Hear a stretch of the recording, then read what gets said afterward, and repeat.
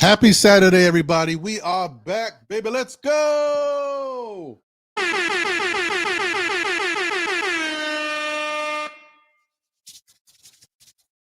Yeah.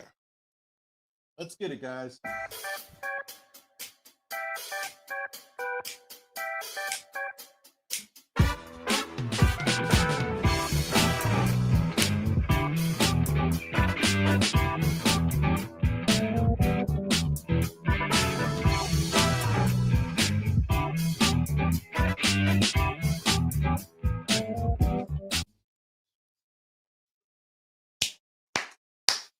We are back, baby. Happy Saturday.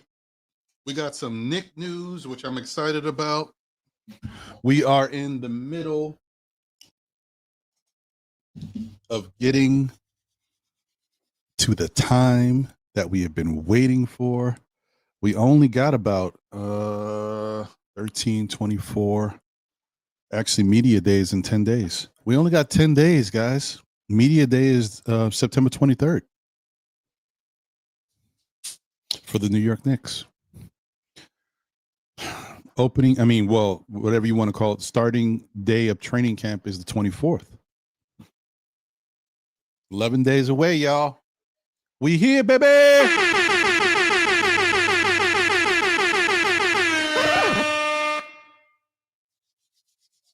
Let's go. All right, let's see what we got going on. You know how we do.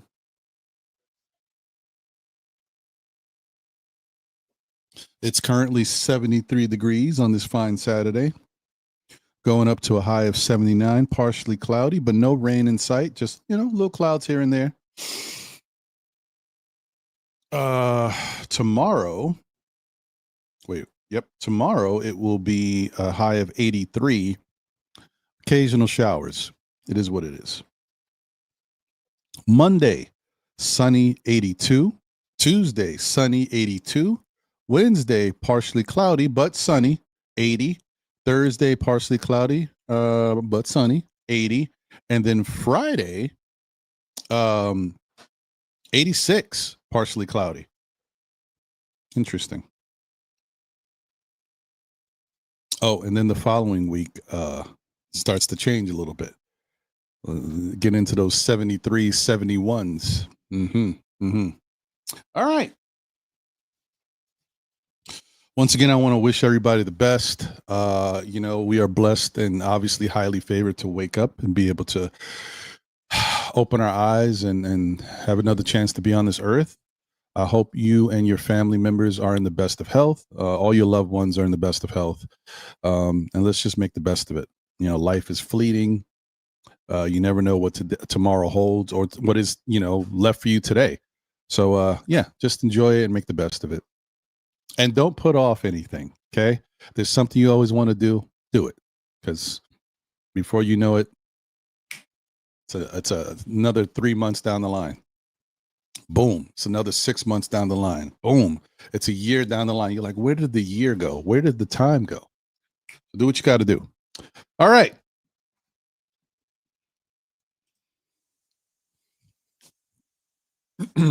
So let me get a sip of the, I always drink the whole thing already. A little sip of the iced coffee,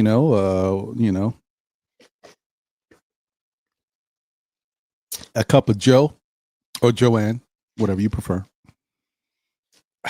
Pinky up for flavor. And it's fall time. So yes, I am religiously drinking pumpkin. Okay. All right. It's pumpkin swirl. All right. Don't judge me. It is what it is, people. I know some of the pumpkin snobs out there are going, ugh. Some of y'all don't like pumpkin. Then there's others that love pumpkin. Hey, we can meet in the middle somewhere, huh? Anyway, I'm excited because we're getting close and there's Knick news. And, whenever there's Knick news and there's actually something to talk about, I'm definitely excited. So the good thing is what we've learned this week is we've moved on from Ben Simmons.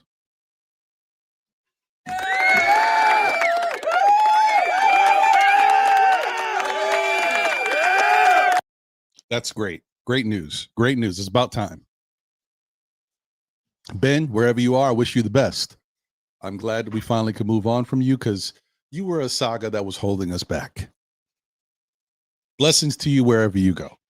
Or if you don't go anywhere and you retire, good for you, buddy. You deserve it. Listen, life is what it is, man. What we are destined to do sometimes has to be found.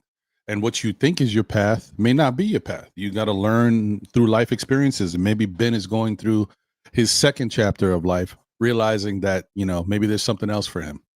We'll see. He may play somewhere, he may not, but wish him the best.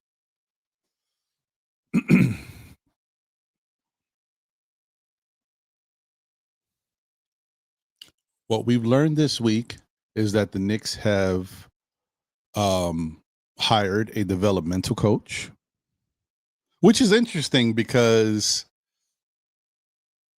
I thought Ricardo Fwaz might be the developmental coach when they brought him over, because he apparently works on different things to help guys' games. He improved Mikal Bridges' game, also helped him with his shot when he was in Phoenix.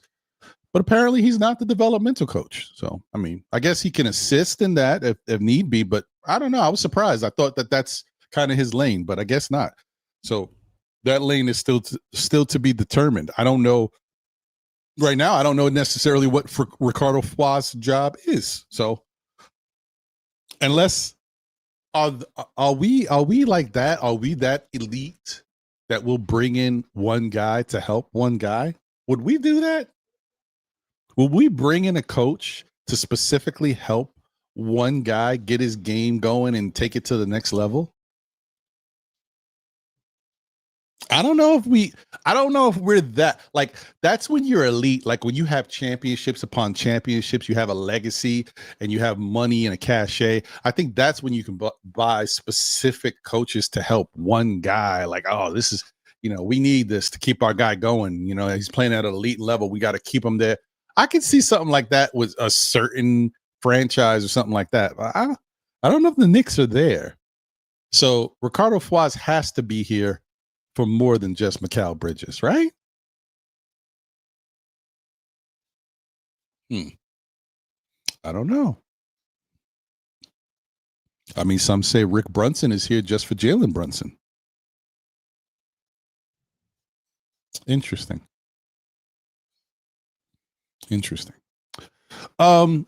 So we brought in a developmental coach. and his name is Bill Lange. I believe he coached at St. Joe's. And so that's good. That is great because the Knicks have been trying to bring in a specific person to help them with development for a while now. It's kind of it's probably, if you're looking at this Knicks franchise and what it's been doing and all of the great things it's been doing, that's probably the one black eye that they've had that has continued to be on the forefront. Because we as fans, especially with the young players we've been drafting, we've always commented that they don't really do a great job of development. And then Coach Thibodeau at the time, he's not really focused on development. He's trying to win and create the culture, but a culture of winning. And he's worried about taking the team to the next level. Well, that's what his worry was. And so we didn't really have anybody for development. So the fact that they're bringing in, Bill Lange now, and they said this last summer. I mean, not last summer. Was it maybe 4 months ago, 5 months ago, that they were searching to bring in a guy to help with development? So yeah, and it looks like they finally got their person, which is great. This is fantastic, because I gotta honestly say, and I'm gonna say this again, I'm not a homer. I'm just talking about it from any other standpoint. The New York Knicks are becoming a well-run franchise. They're already probably at that point, but you still got to check all the boxes, and development was one of those boxes that they didn't really address properly. So now that they're able to address this as well. So, improvements to core training staff, improvements to the coaching on the whole, bringing in specific coaches for different aspects of the team that maybe we've never had before. I'm not saying we didn't, but I'm saying that on the forefront, it looked like everything goes through Tibbs, for example. So this is bringing in different coaches that address different things that Mike Brown is willing to listen to and work with. So that's a great thing. Like I said, the training staff, bringing in a developmental coach now, building the front office the way they have built it by not just saying, it's World Wide West doing what he does, and it's Leon Rose doing what he does. They brought in a bunch of different people that help in different things to help the organization grow and to target different things that, obviously one man can't do everything. So, he has to, as the president of basketball operations, Leon Rose has to have people under him that handle these different things. And I think one of the key moves that gets overlooked sometimes, someone else's misfortune, it can be your fortune, right? The situation that happened with Garrison Rojas in Minnesota basically opened the door up for us to get a very competent general manager. So yeah, I mean, sometimes you need a little luck too. And that situation helped the Knicks get somebody that, of his magnitude that maybe we wouldn't have been able to get. So you look at that. You also look at the fact that every year the Knicks have improved the team, and every year, sometimes the problem with us as fans is that we want everything right now. You know what I mean? We've witnessed this team go through so much and live our lives as fans wanting to get to that next level and not getting there, that we just want it. Let's get it. Let's go. But sometimes you can't fix everything in a day. It can't be in a month. It can't be in a, sometimes it can't be in a season. It takes an each off season to be able to address different issues that you have. And what I really love about this front office is that each off season they address problems from the last season. I mean, isn't that what you want in life? Like, isn't that like being a fan of a team? Wouldn't you love that? Hey, we played this year and this is what we noticed. Man, the Knicks had a problem with this. And then the next season they fix it. Now, of course, we knew that there was a couple more problems that the Knicks had that they couldn't address all of them in one off season. But what I like is they try. And you know what? Each year they target certain issues. And they implement a plan or a strategy to effectively deal with that. And this is great. I got to tell you, when I was younger, and I know back in the day, the Knicks front office, we had a really good front office back in the day, but I was too young to appreciate them or know all the different moves and different responsibilities that they had to undergo. Now that I'm older and I'm obviously a content creator talking about this stuff, watching it play out and seeing how they address it real time in front of your face, it's phenomenal to me. I'm like super impressed by it. And I hope the rest of you guys are kind of impressed too, because not every team does this. Let me speak from experience being a Met fan. The Mets, for example, have an owner, and this is no slight to the Mets ownership. And I don't think, that I want any more negativity going their way. But the bottom line is you have an owner that, we went from the Wilpons, and I'm sorry, guys, if you're Yankee fans or other fans, this is just all for example purposes. I know you don't want to hear about the Mets. But the bottom line is the Wilpons didn't have money to do what it was needed to help this team grow, right? As far as the core values of the team and what the Wilpons did do, they had a good structure, right? But they just didn't have enough money to go out and get high price free agents to bring him here. They didn't have enough money to really put in to keeping some of the players that we did have that were good, because they mismanaged their funds, because they got caught up in that Bernie Madoff Ponzi scheme thing. And unfortunately, it hurt the team. But Steve Cohen was always a part of the Mets as a minority owner, but he just couldn't really do anything because he didn't have a say. It wasn't his team. He was just a piece. But now that it is his team, he thought by coming in, he could fix the issues by just throwing money at things. And then don't get me wrong, I appreciate him. I like it because the Steinbrenner way of doing things that the Yankees, that worked. It didn't work wholly. You also do have to develop a farm system and all that stuff. But the point is, on the surface, spending money and getting good players in works. The problem is you get away from your core structure as a team. And for the Mets, it was pitching. So that's what they're good at. That's what they build. And you need arms to win. And they got away from that. And so they've just made some bad choices. Maybe the GM that they brought in, I don't know if he's the right guy. I don't know. A lot of things haven't worked out. Flip side, for the Knicks,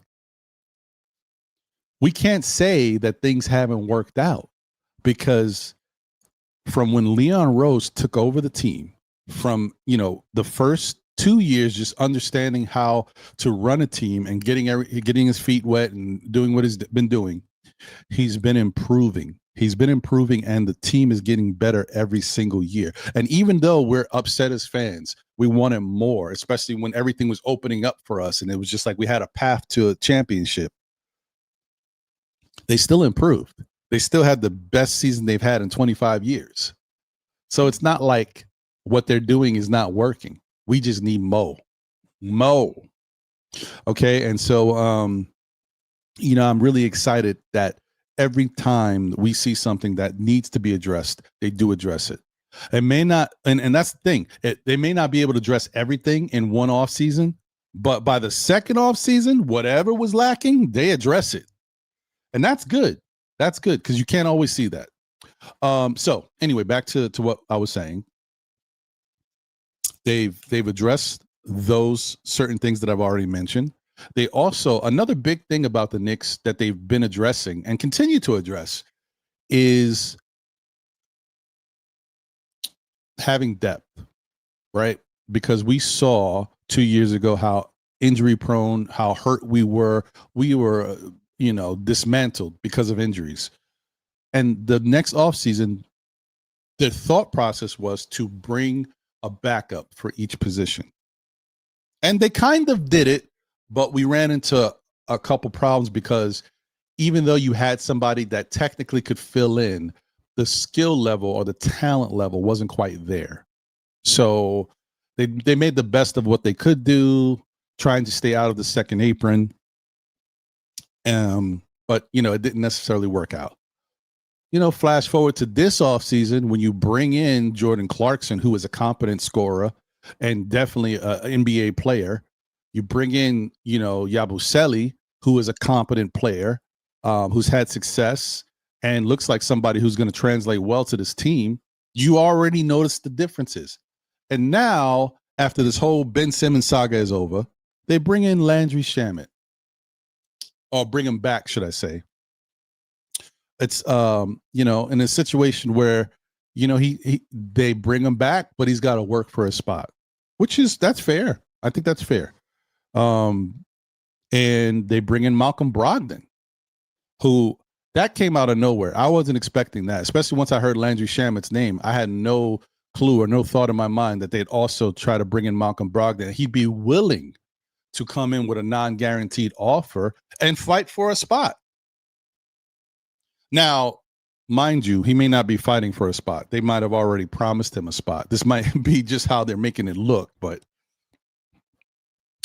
the point is, he decided to join the Knicks, which, if you guys know Malcolm Brogdon and what he said in the past, it's kind of shocking. So you got that happening. And they also are bringing in Garrison Matthews, who we don't really know that much about, but we know that he's also going to be, he's a good shooter, and he's going to be also fighting for a spot. But it's a little bit more of a long shot, I think, because we only got one spot available right now, unless they make a trade. And then if they do make a trade, they're probably only making a trade to open up one spot. So really, isn't this a race between Garrison Matthews, Brogdon, and Shamet for possibly one or two spots? So it's kind of interesting. It's almost like they're all fighting for one spot right now, and the Knicks are probably making an effort to free up two spots. But then when you think about it, if the Knicks free up two spots, Malcolm Brogdon's getting that spot. And so it comes down to Shamet and Matthews fighting against each other for the last spot. Which, hey, listen, it's a dog-eat-dog world. The Knicks are trying to win a championship. They're trying to get people to step up and fight for their spot. Fight for the chance to be here because they want to be here and they want to win here. I ain't mad at it. So we'll see. We'll see what happens. We'll see where we go from here. But yeah. Let's get it cracking. I'm looking forward to talking about this today. I'm very excited because we actually have some stuff to talk about, which is dope. Once again, happy Saturday. We here. We rocking. Let's see what the chat got going on. Shout out to my guy, Crim's dad. Salute. Know the championship. This team will do it. Brown and orange and blue skies. Let's go, Knicks. Salute to you, my brother. Thank you for being here and a member of the SKF Army, as always. Salute to you. Walter Blackman is in the building. What up, Walter? Said good morning, Ron, and my Knicks family. Salute, my brother. Shout out to Wolverines 1986. Says hello, all back from vacation. Look at that. Another person back from vacation. You and Crim's dad back from vacation. In Europe, and let's talk Knicks. Glad they signed Shamet. Would rather they sign Campaign over. Ooh, really? Really? After what you saw from Campaign last year? I mean, not the beginning of the year, but like the playoff time? I know you might want to say he didn't get a chance because he didn't play, but he didn't really look that great when he did play. I'll be honest. But see, the thing is, anyway, let me finish. Anyhow, Brogdon's still good pickup, especially for the cost. The thing about Brogdon is a better defender than Campaign. Campaign's not a horrible defender, but Brogdon's a better defender. Brogdon actually is a better scorer than Campaign too, but he had an off year last year. Now, the only thing about Brogdon, right, because he's not a young puppy, he's been in the league, was last year the sign of the decline, or was last year an aberration, right? A one-off. That's what we don't know, but we're going to find out. So we got to see. He also said, almost forgot, Rick Brunson and Mo Cheeks still coaches of the Knicks. Nepotism stinks. Appreciate you, Wolverines, 1986. Shout out to Kerry Cox in the building. What up, Kerry? Good to see you as always. Deron Wayne is in the building. What up, Deron? A member of the SKF Army. Appreciate you. Good to see you as always. He said, good weekend, Ron, and members of the chat. He believes Kolek is going elsewhere. I mean, it's a possibility. It is a possibility. It looks like it's a foregone conclusion that either Kolek or Dadier is going to go because of the money that they need to free up, as well as the roster spot. So, honestly, I don't know, bro. I'm still kind of torn right now because I just feel like Kolek is kind of the last of a dying breed, like a true point guard type.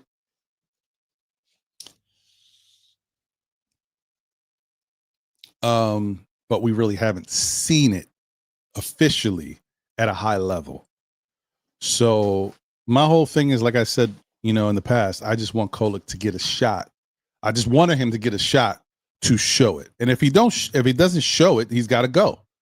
But I understand the flip side of that too is you don't want Kolek's value to diminish too much, because if it happens and plays out in real time in front of you, everybody's going to see it, and then his value goes down, and then it's harder to move him, and it's harder to get back a return for him that's adequate.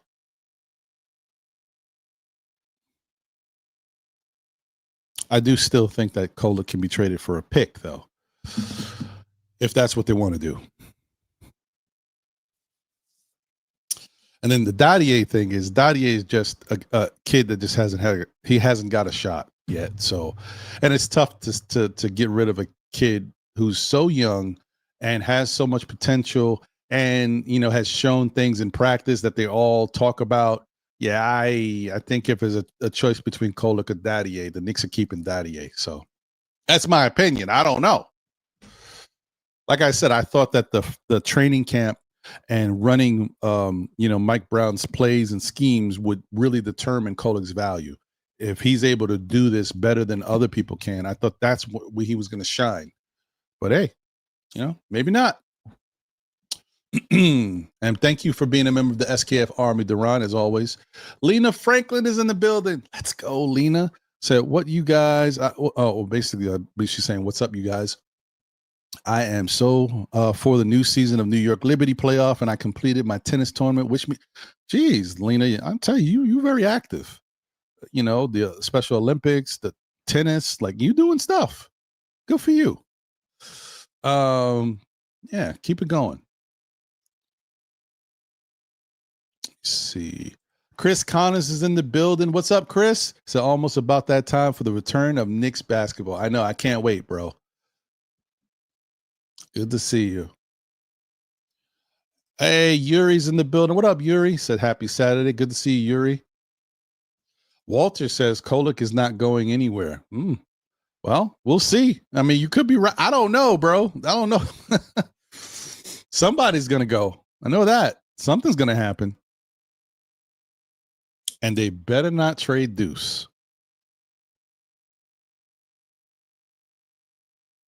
Not yet, at least.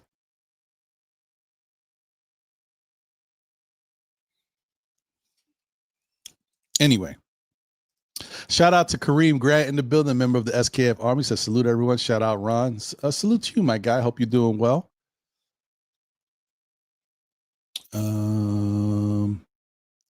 Jet Life, Faux Life in the building. What's going on? Says salute, Ron. What's going on? Good to see you. Lonnie Meeks is in the building. What up, Lonnie? Now that they are stacked with guards, trade 24-year-old Kolek and keep Dadier. Yeah. This is tough. Reen says firing Rick Brunson and Mo Cheeks makes a ton of sense. It doesn't free up a roster spot, though.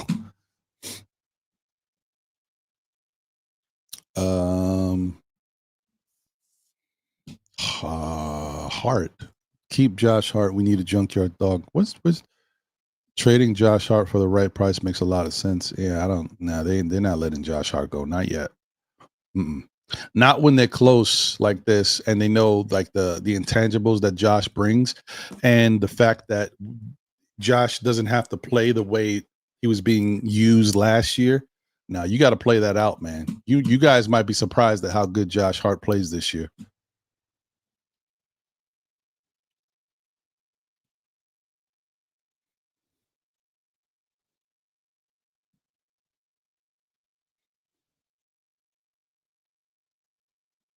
Latoria.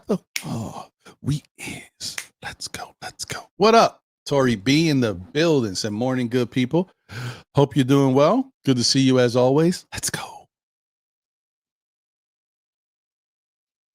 Nostalgic Nick is in the building. What up, Nostalgic? Good to see you. Carlos Tejada is in the building. Says salute. If the Knicks want both Shamet and Brogdon, is Kolek on the trading block?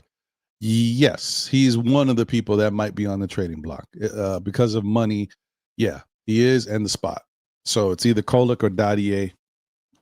Anybody else wouldn't be necessary because there would be overkill. The only other person that might fit also is Deuce, but Deuce is just to me at this point. Deuce is too valuable because he's such a question mark.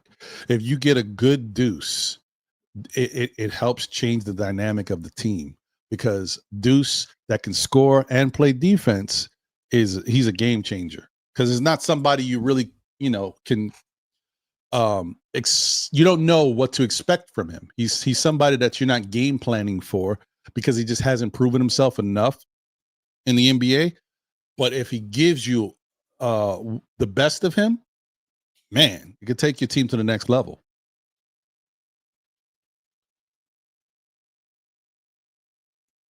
Shout out to JM3 in the building. What up, JM3? Said morning, Ron. Good to see you.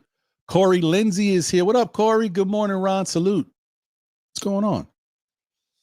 Lloyd's brother, Anna Grill in the building. Happy Saturday, Ron and SKF family. What up, Anna Grill? Good to see you. Boogie Down BX is in the building. Salute, Ron, in the chat. Good to see you. Whoa, whoa, whoa, whoa, whoa. No. Where'd that come from? It's not my birthday. No. It ain't my birthday. My birthday's in May 18th. Favorite number, Dow Strawberry. Anyway, whatever. Yeah, no. My birthday's not now, but I appreciate it. I'll take this as an early happy birthday.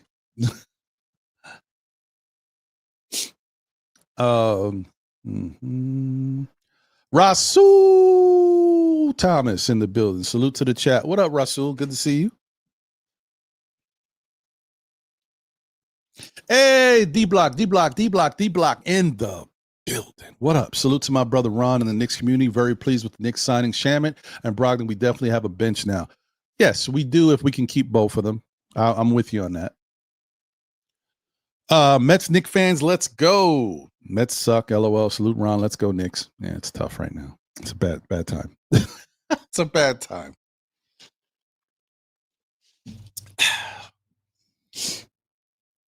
Shout out to my guy Bagger Jones in the building. What up, Bagger? Said blessings to all my Knicks fans. Season can't start soon enough because my Mets and Giants stinking up the joint. So ready for NBA season to start. I hear you, brother. Yeah, man. You with me. You got all my teams. The Mets is gonna be a disappointing season unless they do some miracle stuff and win the wild card and just go crazy from there. But I'm already disappointed. I don't like how things have played out, and I think the front office made a terrible decision not prioritizing starting pitching. But that's what they did. And then the Giants. Nah, I'm not Giants. Giants aren't expected to do a lot this year, guys. But I do think they're going to play better. So, and that's all we can ask for, man, because the Giants have the worst schedule in the NFL for a team that was 3-14 last year. This is a tough year. So, and then you got an offensive line that still is not stepping up yet. Now, granted, I'm going to say this and people think it's an excuse. Offensive lines usually take a little time to gel.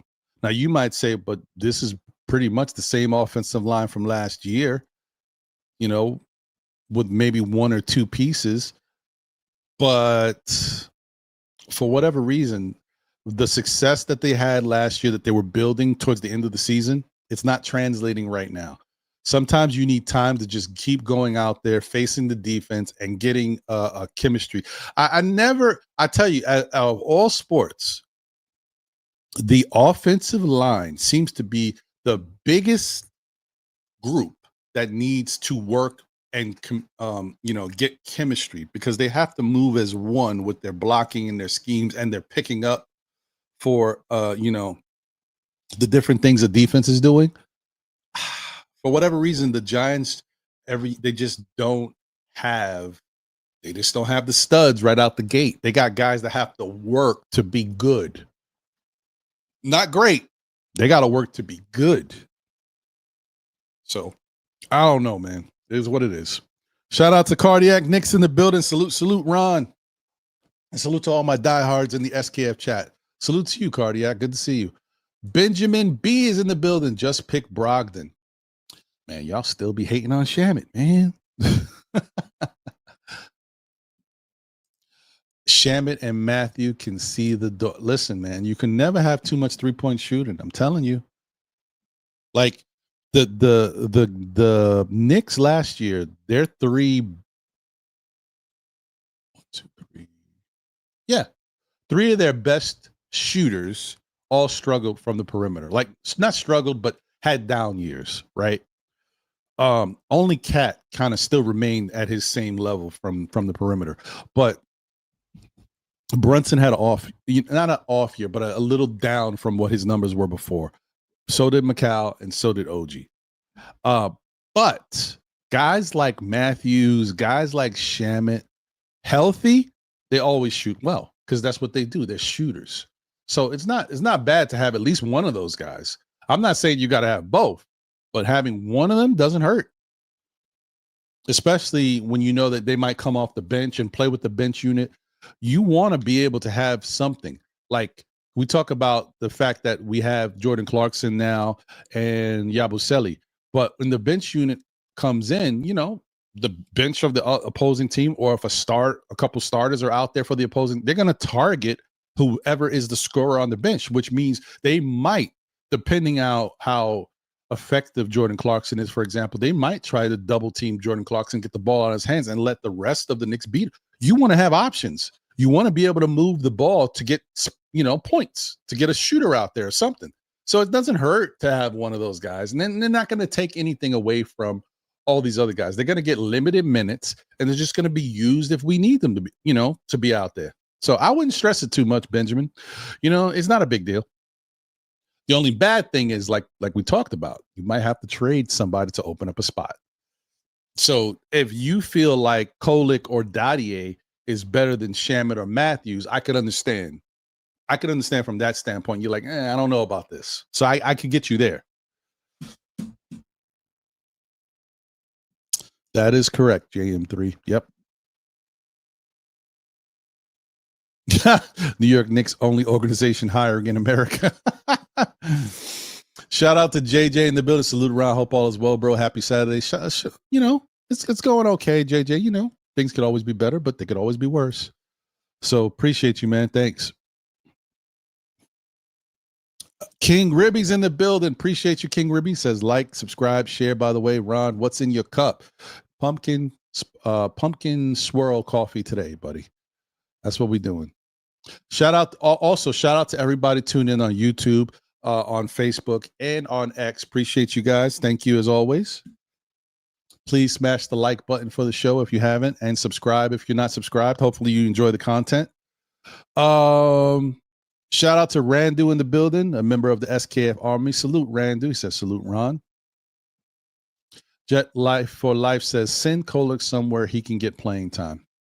I hear you. JJ also says Canelo versus Crawford tonight, biggest boxing fight in a long time. That's true. Who y'all got, Canelo or Crawford?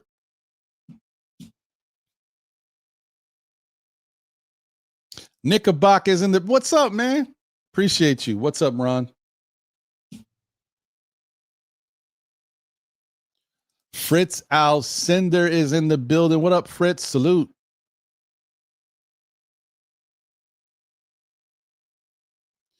Corey Lee is in the building. What up, Corey? Peace and salute. Queens is in the building. Queens get the money. Sha Powers is in the building. What up, Sha? Good to see you. Salute, salute, salute. As always, please support Sha, my brother Divine, Knicks Real Talk. Check him out if you haven't already. Show them some love, man. Smash that like button, subscribe, all that good stuff. Lion of Judah is in the building. Salute. Shalom, my brother. He said, all praises to you, my brother Ron, and blessings to all chat. Grand Rising. Yes, sir. CC516 in the building says, my birthday is May 16th. Can't wait for another Knicks season. Well, shout out to you, my fellow Taurus. Salute to you. Hope you're doing well. And thank you for being here.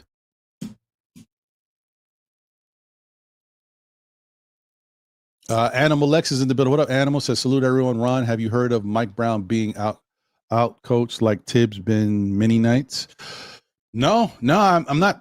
So, I'll be honest, man. Like, I only know a little bit when it comes to other coaches outside of the Knicks stuff, because you realize when you start focusing, like it's different now. When I was just a fan of the Knicks, not doing content, I might look at Knicks stuff, or I might, see Knicks stuff, but I might also view other stuff and pay attention to it a little bit more. But now that I'm a Knicks content creator, I'm so focused on Knicks stuff that I don't really get to pay attention to what's going around in the league with other coaches. I see different things here, but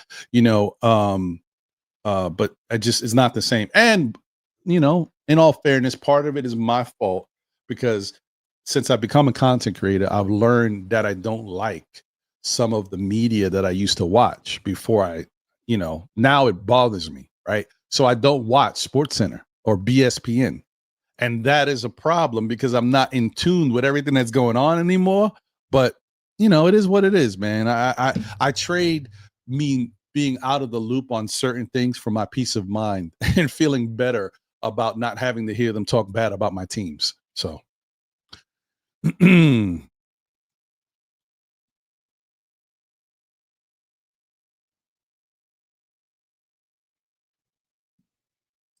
Baggett says, Ron, we have been building the offensive line since Eli was here. LOL. How long does it take to build a reliable line? Yeah, I don't know, brother. This is crazy. Nuts. I've never seen this in my life. But then again, this is what in the last 10 years, there's been a lot of firsts. So, okay. Oh, look at this. That's a curveball. Knickerbocker says, kind of off topic, but why no one signed for the Filipino player Kai Sotto? Why? Why are you doing this, man? Why? Why are you pulling at my heartstrings? Me and Kai Sotto, man. That's my guy. Damn it. Love me some Kai Sotto. I don't know, bro. I don't know. Listen, for whatever reason, man, Kai but in fairness, I think Kai is the type of player that he just, needed a chance to be on a team and have a consistent role to play and learn and grow and get better. The problem is, in such a tough NBA setting, right? The NBA, only about 400 people, whatever, make it on teams. You got 30 teams, about 400 people. It's not easy to become an NBA player and to stay an NBA player. And so if you want to make an NBA team, especially if you coming from overseas, especially, you got to go through the process, right? You got to go through the tryout stage, and you got to show out in the tryout stage. You also could be invited to the summer league. You go to the summer league, you got to show out in the summer league to be even considered in the same realm as like somebody drafting a rookie in the NBA draft. And unfortunately for Kai, he didn't have the greatest tryouts. And when he was in the summer league, he didn't show out. Now, I'm not saying Kai is not a good player. I like what I saw from Kai Sotto. I think he has the ability to do a lot of good things out there. Problem with Kai is he could, because players are different. Some players, you give them a moment and they show up in the moment. Other players, their moments have to be developed. And Kai seems like the type that his moments have to be developed, but he, in the ever-changing NBA, he's not getting the shot to really do that. I think Orlando was the last place he was that gave him a shot, but they cut him quickly. They didn't really give him a lot of opportunity to play over there. Now, in fairness, Orlando has a lot of guys over there. They had a lot of competent players, so it made it tough. Kai is the type of player he really needed to get a shot somewhere else on a really bad, struggling team like a Utah or something like that, where he could have got a chance to play and do something for the team and show what he can do. And unfortunately, it just hasn't happened. Shout out to Kai Sotto, man. He's a good one. I thought he should have got a shot. At one point, the Knicks were really looking at him. But I think from the problem with Kai for the Knicks is that he just didn't seem polished enough for them to bring in and go and find playing time for. Remember, you're also dealing with Tom Thibodeau as the coach. And Kai, as I said, needs time. We already see guys that need time, a la Obi Toppin or whoever else you want to name. They don't really work out that well for a Tibbs coach team. So. Damn it. Kai. Okay, I'm okay. I'm gonna move on. Oh, shout out to you, Kerry Cox. May 1st birthday. Oh, look at you. All right. Good to know. Shout out to Coach Sire in the building. What's going on, Coach? Good to see you as always. Appreciate you. Thank you for being here. Okay, let me move quick. Knicks Nation is in the building. What up, Knicks Nation? Good to see you. Salute. Salute, salute. And shout out to Double D in the building. What's up, everybody? What up, Double D? All right.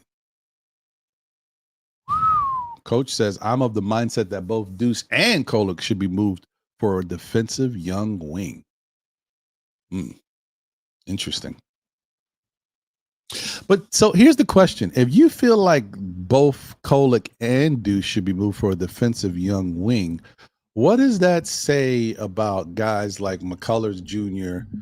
I know McCullers Jr. is still not signed, but remember, we still got 2 ways that haven't been offered.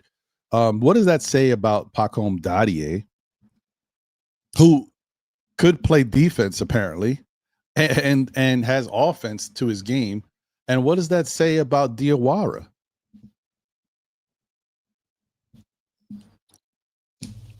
I don't know.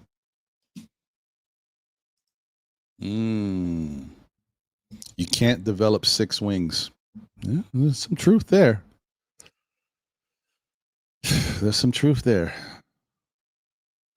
Hey, Amani the Great from Minneapolis is in the building. So my brother, good to see you, man. God bless you. Real is real. Appreciate you, bro. Good to see you as always. Thank you. Hey, Warren Franklin, CWC. Charlie Ward's cousin is in the building. What up, CWC? I don't know why I call him CWC when I should just call him Warren Franklin. I don't know. But anyway, salute to you, my guy. Oh, it's been a minute. Hope you're doing well, bro. All right. Okay, so let me invite people up if they want to come up as usual. And we'll go from there. We'll start talking about all this stuff. All the goodies. Shout out to Kevin Middleton in the building. What up, Kevin? Good to see you. Said Brogdon deal officially gets us over the top along with Shamet or Matthews. Okay. I like it. I mean, it definitely gives us, like, no one can say that the Knicks haven't done something to address the bench. No matter who they keep, they're addressing the bench. Shout out to them. JW is in the building. Shout out Big Ron and SKF Chat. What up, JW? Good to see you.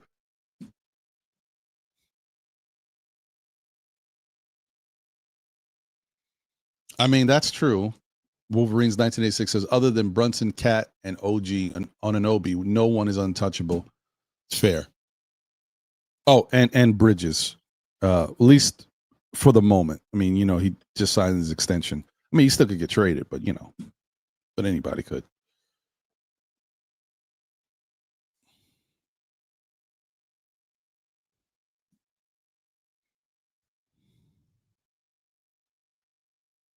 True. I mean, you're right.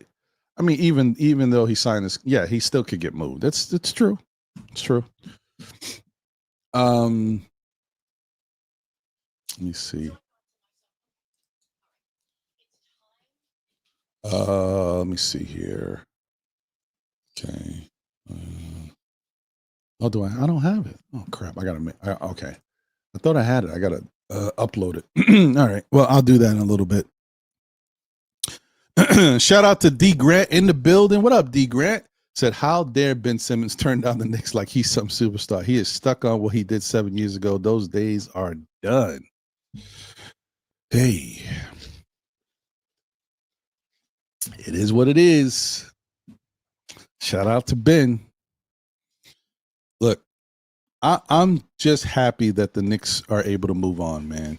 You know, the saga was out there for way too long to begin with. And it doesn't affect anybody but us as fans because we just waiting for NBA basketball and then this is all we got to cling on to. As far as the organization, they didn't care. They'll let it drag out, whatever. This is the off season. This is par for course. They don't care. All right, we'll play it out for as long as we need to. Then we'll make our moves. So, you know, that's not something that worries them. It just worried us. So, but yeah, I'm glad it's finally over at least. Let me see if I can find out let's see what his numbers look.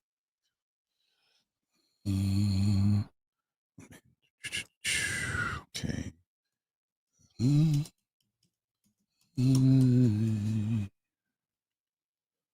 Oh, why does it not pop up? Interesting.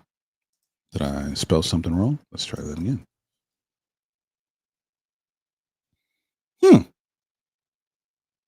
That's weird. Hold on. Let's try this. Yeah. All right. I got to check something. That's weird. I don't know. Unless maybe I spelled his name wrong. I'll find out in a minute. That's crazy.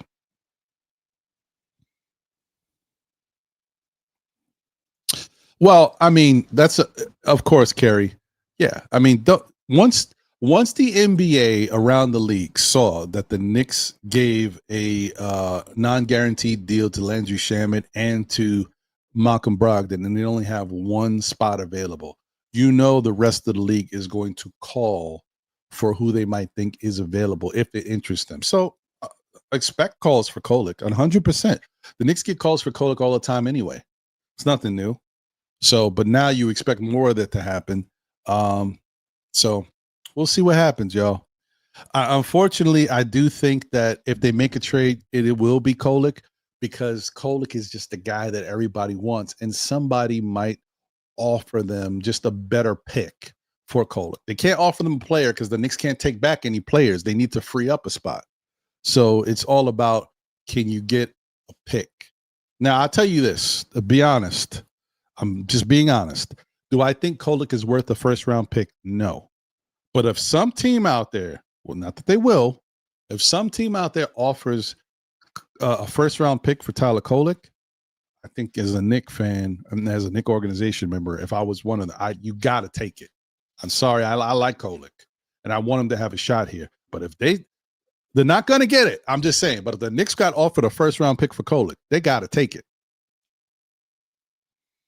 And let me see here. So Knickerbocker says Knicks should do this game changer. Walker Kessler and filling, I know he means other people to add to it, whatever, to make it happen for Mitch and Deuce. One, I don't think, well,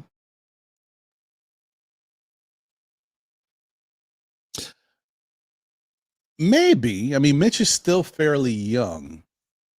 And he's not an offensive player, but they have that other kid, the other power forward / center from Duke, which I can't remember his name right now. Starts with his last name starts with an F, I think, or something.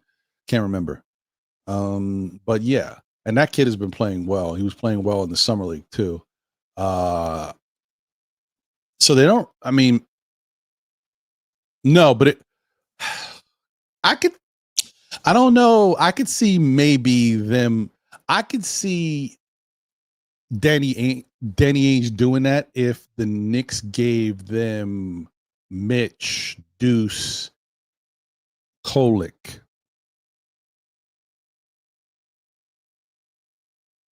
or Mitch, Kolek, and Dadier. And I'm not saying they should do that. I'm just telling you, Danny Ainge wants. He wants. Give me it all. That's so. I don't know if the Knicks want to do that.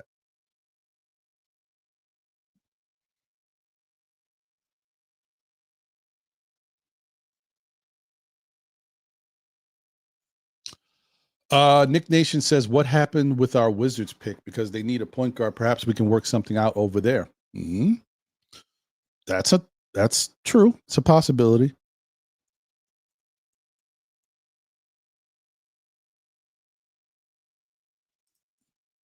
Kerry says Kolek already packed his house up. He's living out of boxes. Are you just saying that, Kerry, or is that something you heard? And if you did hear, where'd you hear it from?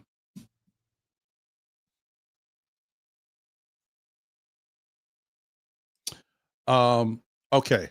So Deron asks, what do I see in Kolek? So the thing about Tyler Kolek is he has really good court vision, right? And he knows how to orchestrate an offense, but you haven't been able to see it yet because he hasn't been given the keys, right? The Knicks, this is Jalen Brunson's team. We know that. But the Knicks haven't made Kolek a focal point to run the offense. The only person outside of Jalen Brunson, I'm talking about right now, that's been here under Tom Thibodeau, that's had a chance to run the offense is Deuce. You guys remember that? Was it 3 years ago? They were trying Deuce out at point guard a lot and allowing him to be the guy to see if he was a point guard. They even allowed him to be the starting point guard for the summer league team, and it translated into the season. They really wanted to work out Deuce at point guard to see if he could be a point guard. Kolek hasn't gotten that same opportunity because the team is better and we're a championship ready level team. So he doesn't even get the minutes to be able to do that. I know we complain at his defense, right? And I get it. You know, his defense is poor. But as I said before, there's a lot of guys in this NBA that don't play defense, but they add enough value on the other end that we ignore it. Do I think that, you know, Kolek is the same type of offensive player like a Kyrie? No, of course not. But do I think that Kolek can be the same type of distributor that Kyrie is? Yeah, I do. If you give him the time, I think he can distribute at a high level and get guys to open shots and open spots. I think he could do that. Kolek played, I don't know how many minutes, but less than 10 probably. If you gave Kolek 20 minutes a game, don't you think Kolek would be a plus for a team trying to orchestrate its offense? I do. Now, I'm not talking about his defense. I get it, guys. But I just think that a guy like Kolek needs time to play, and he needs the keys to be able to do what he wants to do out there. You're not going to see it now. You're not going to see it with the Knicks. And most likely, he's probably going to be the one that gets traded. But when he does get traded, if he gets traded to a favorable situation where he can get playing time, you guys are all going to look at it and say, wow, okay, Kolek can play. But it's going to be that situation where even though we lose out on something, it won't be that bad because we know we're trying to win a championship, and we'll have Landry Shamet and Malcolm Brogdon here. Malcolm Brogdon obviously can already do what we're expecting Kolek to do. Maybe not at the same level. I'm just saying because he's getting older, you know, and he's not going to get the same level of playing time. But we know Malcolm Brogdon can do it. So it's like we will regret it. We won't regret it. We'll see it and say, man, it would have been nice if he could have done it here. But we know that without the playing time, he can't do it.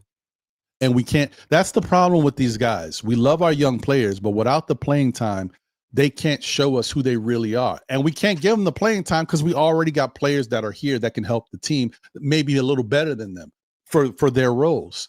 It's a catch-22, guys. There's no way around it. We just kind of stuck. Do I think Kolek will be a good NBA player? I still think he will. I just think he needs time, and he needs to go somewhere where he gets the playing time to show. It probably won't be with the Knicks. It's the same kind of thing I said years ago with Quickly and Obi. Now Quickly's struggling. I don't know what's going on with Quickly, but I thought if you send these guys somewhere else and they get to play, they'll be good. I don't know. Obi's been playing well with Indiana in their system, so I was 1 for 2. But we'll see what happens with the rest of these guys. But anyway, it is what it is. Let me bring my brother up. Let me see. Get this out of here. Sha, what's going on, brother? What's good, Ron? What's going on with you? Man, I'm just watching it all play out, man. Wondering what's the next move because it's gonna be something.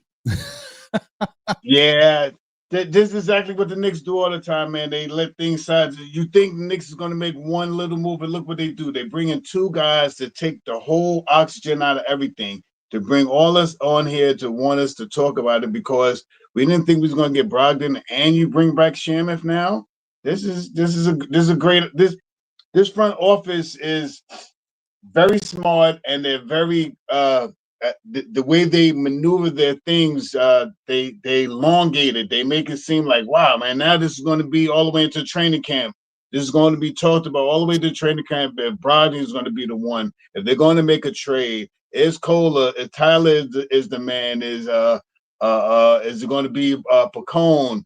Who's going to be moved? Is Deuce going to be in a move? How many spots do they want to open up? They got 3 guys coming over here with non-guaranteed contracts, on and on and on and on. So I'm happy to be a Knicks fan. I'm with you on that, man. I like I said, I was so surprised, man. When they said that they were bringing Shamet back, I was like, oh yeah, great. Fantastic. But then when I heard Brogdon, at first when I saw the Brogdon thing, I was like, is this fake news? Is this one of them stupid X websites? Like, what? Yeah. I saw a couple other people. I was like, oh, this is real? Oh, I see what they're doing. But I was still shocked that they were able to get him to want to be a part of the Knicks, knowing how Brogdon's felt about being on a New York. And I don't know what it is because he was on Boston, and that Boston is pretty much close enough to New York. It's like the East Coast area. I don't know what it is about. Maybe he just didn't feel comfortable with. He wasn't. I don't want to say didn't feel comfortable. Maybe he just wasn't sure about the direction of the Knicks and to see if they were real yet, or quiet as kept. Maybe he just didn't want to play for Tibbs. We never know with players. You never know. I mean, it could be as easy as that. You know what I mean? I've been talking about him. I've been like, this was my choice before Sims. I kind of thought he would be a good pickup.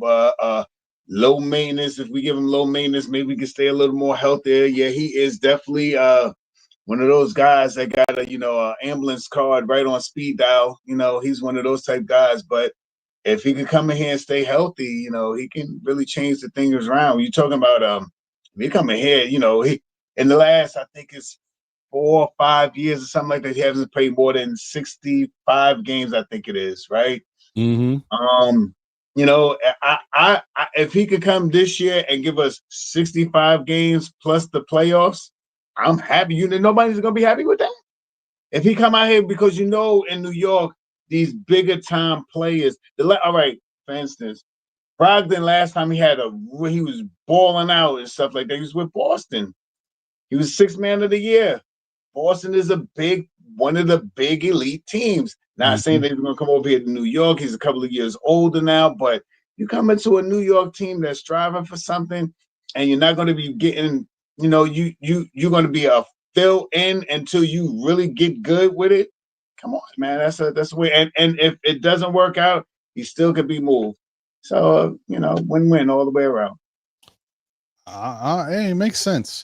I mean, like I said, the only question mark for me when it comes to Brogdon, I've never been like a big fan of Brogdon.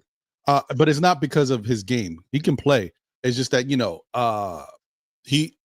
he's just one of those guys, right? There's nothing wrong with that. There's a plenty of guys like him in the NBA that just don't stand out because they're quiet. You know what I mean? They're not flashy. They're not jelly like the kids like to say with their layups and all that stuff. He's a very professional basketball player. He carries himself that way. But my only concern with him is just what I said earlier. Was last year aberration or was last year the start of his decline? That's all I care about. I know he was hurt, and so maybe that affected him with his shooting because he shot like 28% or something from three, which is not his numbers. He shoots usually around 37 or higher from three. So that's all I'm concerned about. Because if he can't shoot, then his effectiveness is not the same, right? Because defenses don't have to play up on him, and they're not going to press him so he can break them down and get into the lane and get layups or dish it out to other people for open shots. That's why being able to shoot from the outside for a point guard is very important. Another reason why, not to deviate, but another reason why Tyler Kolek didn't necessarily look so great in the summer league, his shot wasn't falling. If your shot's not fall early, obviously we know he had a couple good, a game and a half of really good shooting, but when the shot's not falling, it affects everything you got to do. Nobody respects your game. So yeah, you gotta be able to knock it down a little bit to keep the defense honest. So that's my only concern.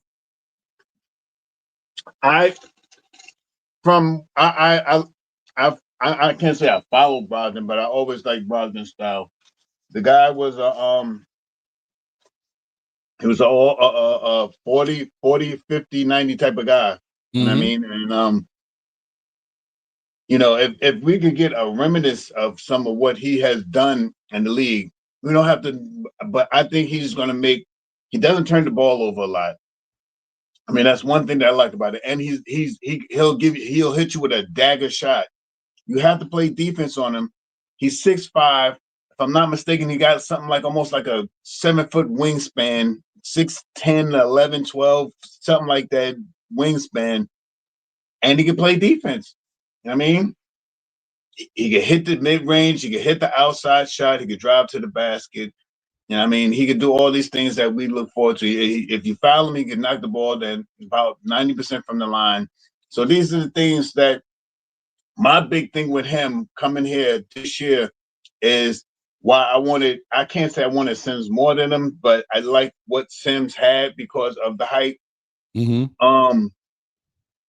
I think him being so hurt, and I mean these last couple of years. So if he could come over here and give us 55 games plus the playoffs, I'm happy. I hear you. Let me bring somebody else up to the stage while we continue to talk. Oh wait, let me just switch. Let me do it the way they want me to do it. Oh, I don't have one set up already. Damn it. Well, just got to use this one. Okay, cool. Bing. Let me switch this up. Fritz, what's happening, my brother? Hey, what's up, Ron? What's up, Sha? Mm-hmm. Hello, Fritz. There we go. Yeah. All right. Yeah, man. Fritz, how you feeling, brother? What's your thoughts on? Well, right now we currently talking about Brogdon and my concern whether or not last year was an aberration or is it the beginning of the decline for him?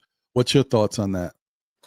Well, last year, he got traded to the Wizards. The Wizards weren't going anywhere.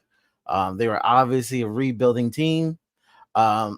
They asked him if he wanted to be cut so he can go to another team, and his response was, "No, I'm good being a mentor this year." Nice. Okay, that's really, really good to hear. That's great.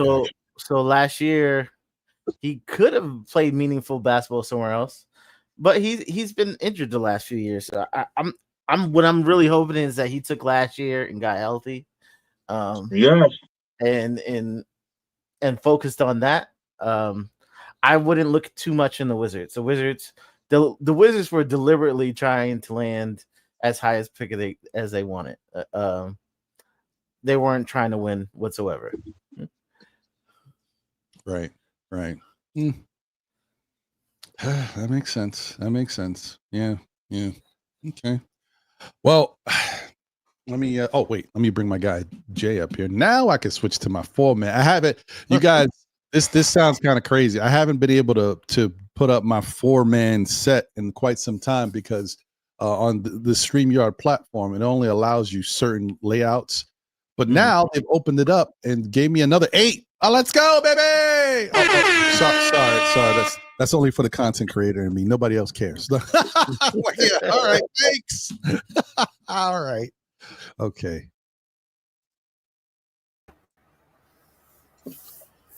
There we go. All right. What up, Jay? What up? I'm barely me. But you here, baby. You here. But I'm here, definitely. What it do, Jay? Peace, Shop. Peace, Fritz. Hey, what's up? How you feel about the Malcolm Brogdon thing? Now I know there's more to talk about, but we're just talking about Brogdon right now. Yeah. Well, I've been listening. I just kind of was waiting for the moment that I really felt, whatever. I was up until about 6. So, jeez, bro. I don't know how you do it. And the older you get, it's not the same thing. No, 100%. Believe me, I know. Yeah.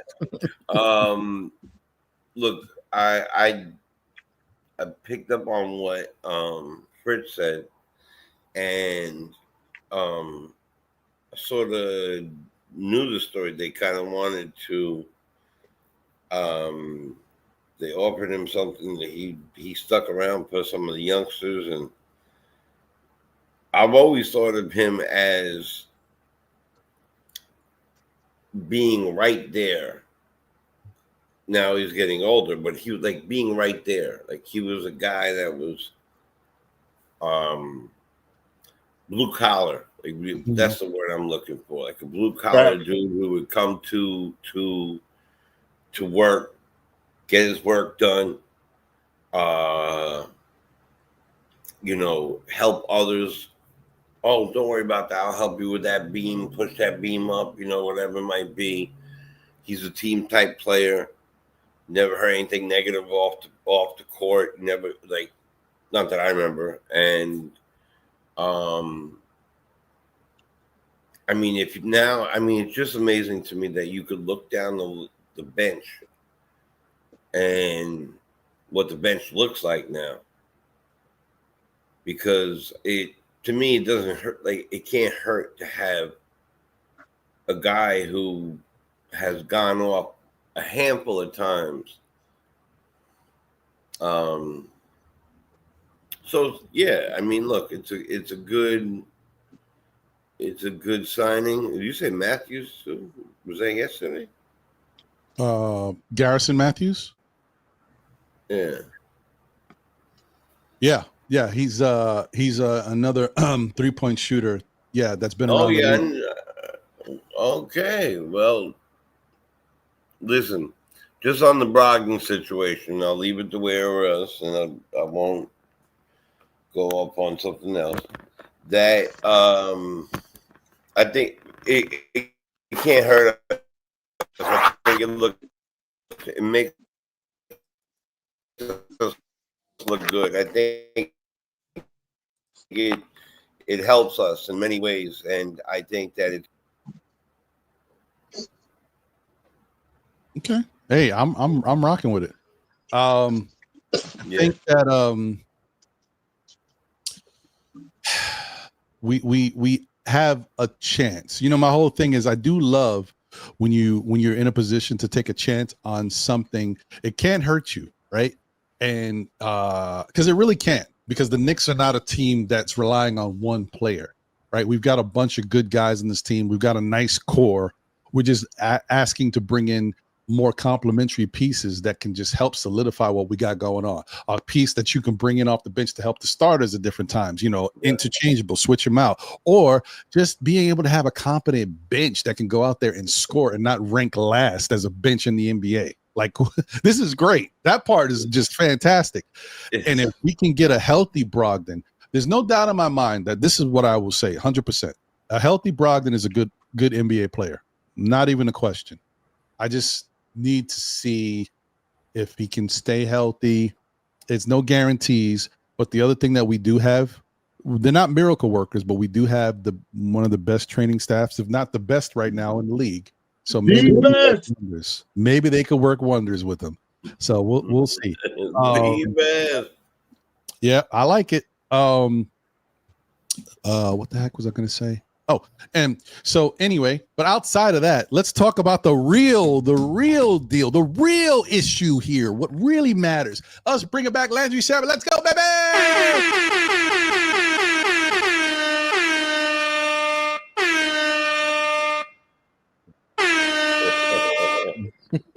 I think I'm the only one. No?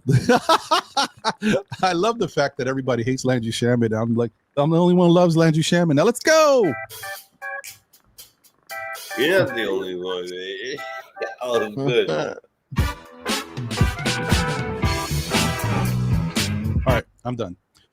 I hope Landry Shamet just is scrolling on the internet and sees this, and he's like, "Wow, somebody likes me out there." Ron, would you like an interview? Yes, Shamet. Yes. Damn it.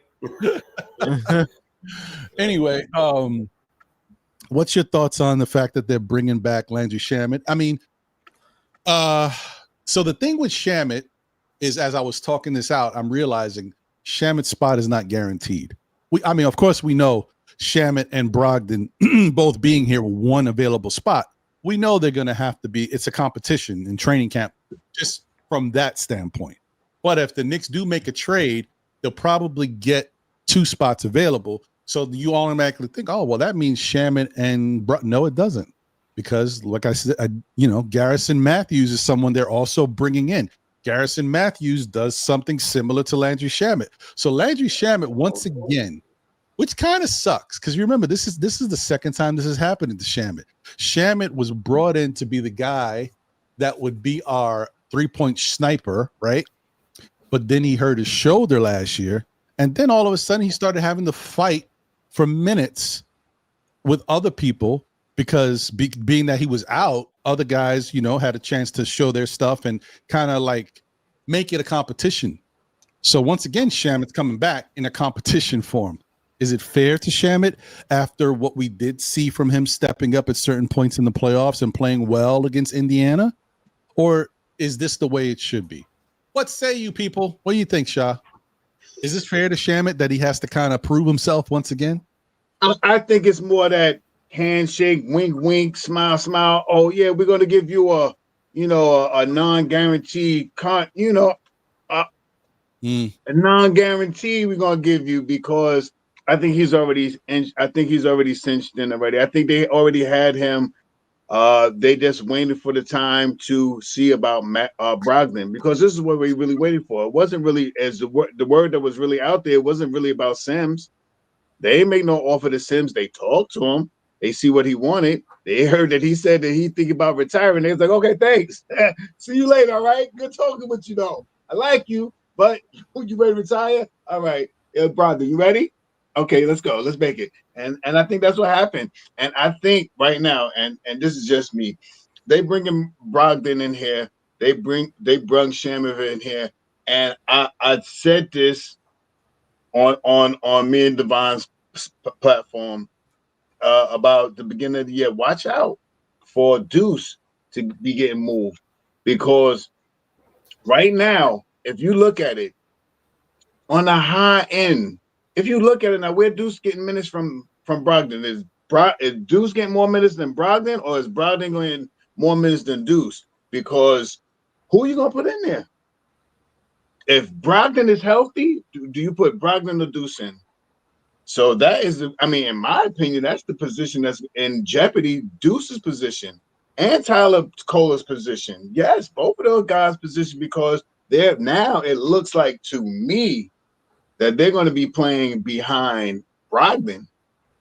You know what I mean? So maybe there might be something stirring up, and maybe we might see a movement of Deuce and Kohler to bring in this other sniper, 3-point shot guy with the tattoo on his arm. I can't remember his name, but I've seen him play plenty of times. Knocked out one of the fiercest 3-point shooters. I think he's averaged 43 points. What is that? 43% 3-point. That is phenomenal in the league. That's almost Curry status, like this 43, 44% of threes. I mean, you hitting 4 out of 7 or something like that. 3 out of 7, 4 out of something like that. Come on, man, that is incredible. So I think there's going to be something going on in the next couple of days that we're going to hear that they're going to keep.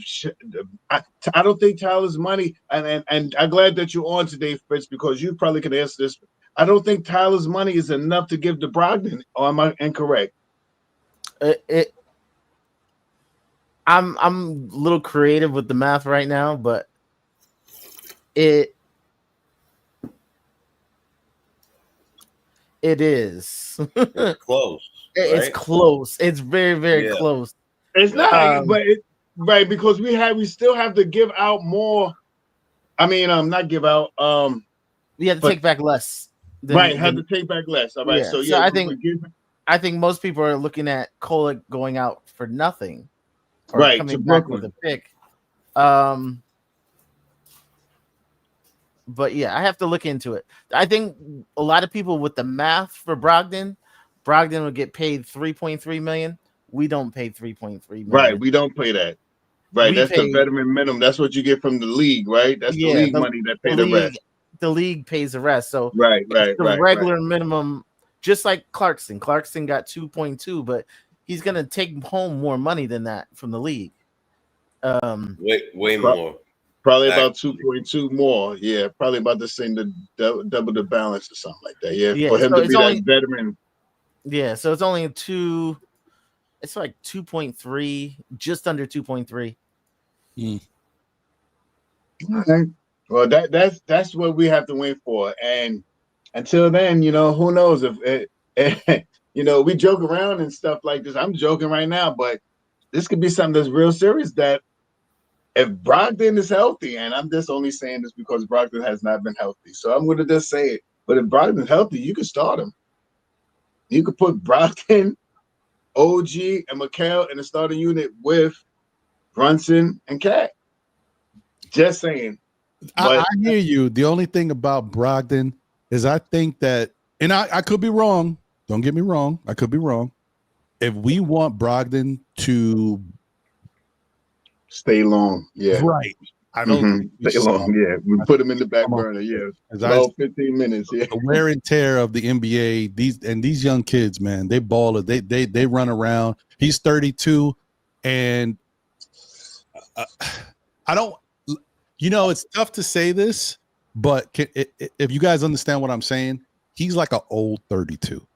You know what I mean? He's not even 32. He's a bruised 32. Yeah, he's like, Unc. What's up, Unc? Yeah, he's been around, and his body has got a lot of mileage on it. So it's different. I would try to keep him as fresh as possible. And just because I say bring him off the bench, like we already this already, is not like he's not going to be able to play with the starters at times. They're going to mix and match things. Facts. I'm sure that he will be a part of the unit. I just don't think he's going to start. Yeah, I also agree with that. I don't think he's going to start. I think that if a couple years ago, prior to all the bumps and bruises, it'd be perfect. Because it'd be just what I wanted with JB, to be able to go off the ball and to be able to slide off the ball, because the man has the ability to do the things that I was looking for. But right now he's still dealing with an Aggie ankle injury, like right now. So I don't think that he'll start, but now that I'm looking at, that second unit and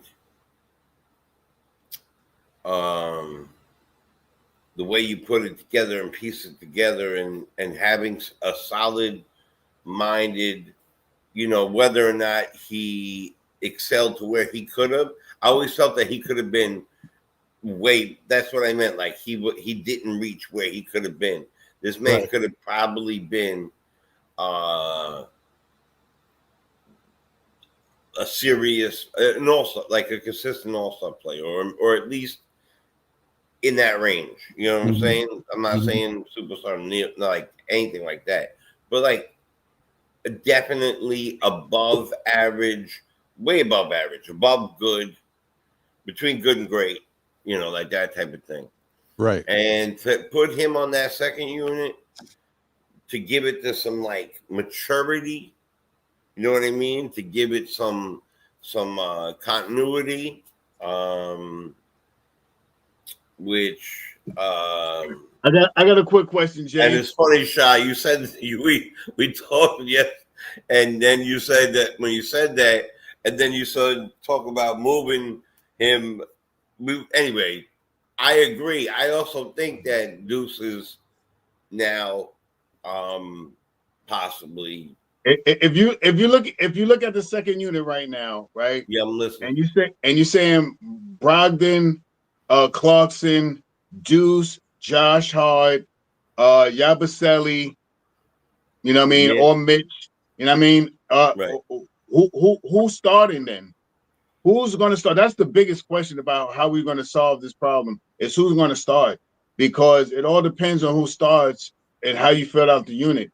Because you can put Brogdan as a small forward. He's 6'5". He's pretty big. He's about 230, 240, something. He's a big dude.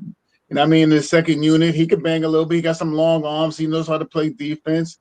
Yes, So you can have Deuce, Clarkson, and Brogdon.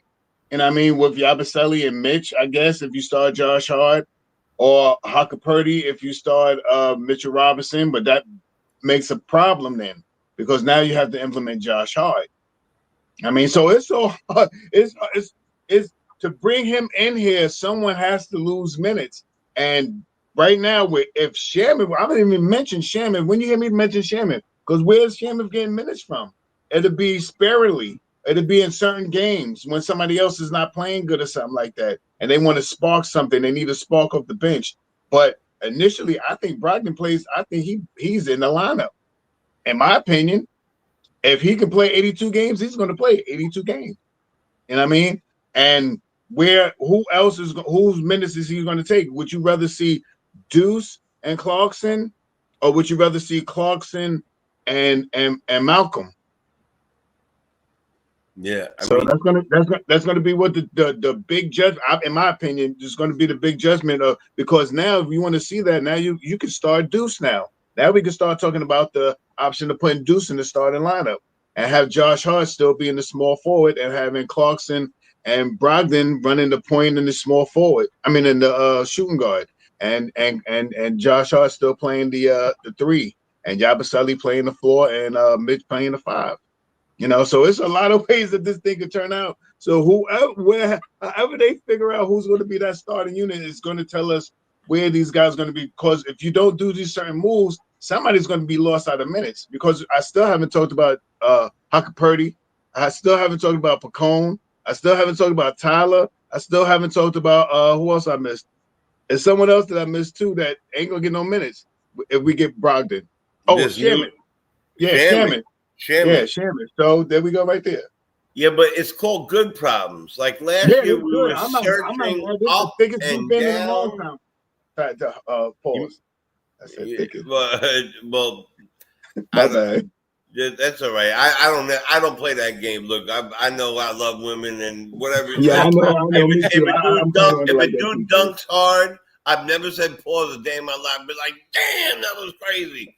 Because I love women. That's how it goes. But anyway, look, having these type of problems are the opposite. It's like the entire thing switched. Like it switched. Coach was gone. That ran all the guys. Didn't use anybody, not even sparingly. Right? Didn't even like take them out because we just need 2 minutes of rest and drink some water. You know, like now we have, and I'm not. Look, if you don't stand up and applaud Tibbs for what he did for this organization and bring the players to, Facts. make them want to push and do that, then you really haven't, you're either biased or you haven't watched it enough. The man did what he did. But there comes a time where everything has to switch, right? So now we have a new coach. The coach was definitely talked with Brogdon and all this other stuff. Hey, do you have enough? Do you feel like you have enough? And when that happens, or maybe he wasn't, but if he was, it goes like this. Hey, we have an opportunity to get Malcolm. We're getting Shamet. I can sign him right now, and I bring him in, but it's probably going to be Brogdon. Oh, word? Go get Brogdon. Get him. Bring him in here because it fits like that. And our team, I call our team the Lego team. I'm not joking. You could literally put a piece in different places and build something different in every which way you want to go. Saying that, I don't really think that it's a minutes issue. It's not a minutes issue because so what if the guys who aren't going to be your high scoring guys? Facts. I hear you. I hear where you're going. You know what I'm saying? Like JB, the high scoring guy. Towns, high scoring guy. Let's add. You know what I'm saying? Let's add Mikal to a guy who's gonna get you a decent amount of points. We're hoping OG could step up and be that guy, but definitely want him on the defensive end as much. Now we have Clarkson who's going to score a lot. We're going to have a bunch of people going to score a lot. So it's great to have people to rotate and not be worn down. By the time we get to the end, I know we're only talking about now. Mm-hmm. We'll be super fresh because of that rotation of less minutes. Mm-hmm. It makes it a little easier. I know what you mean, because now you don't have to worry about the starting unit scoring 95 points a game.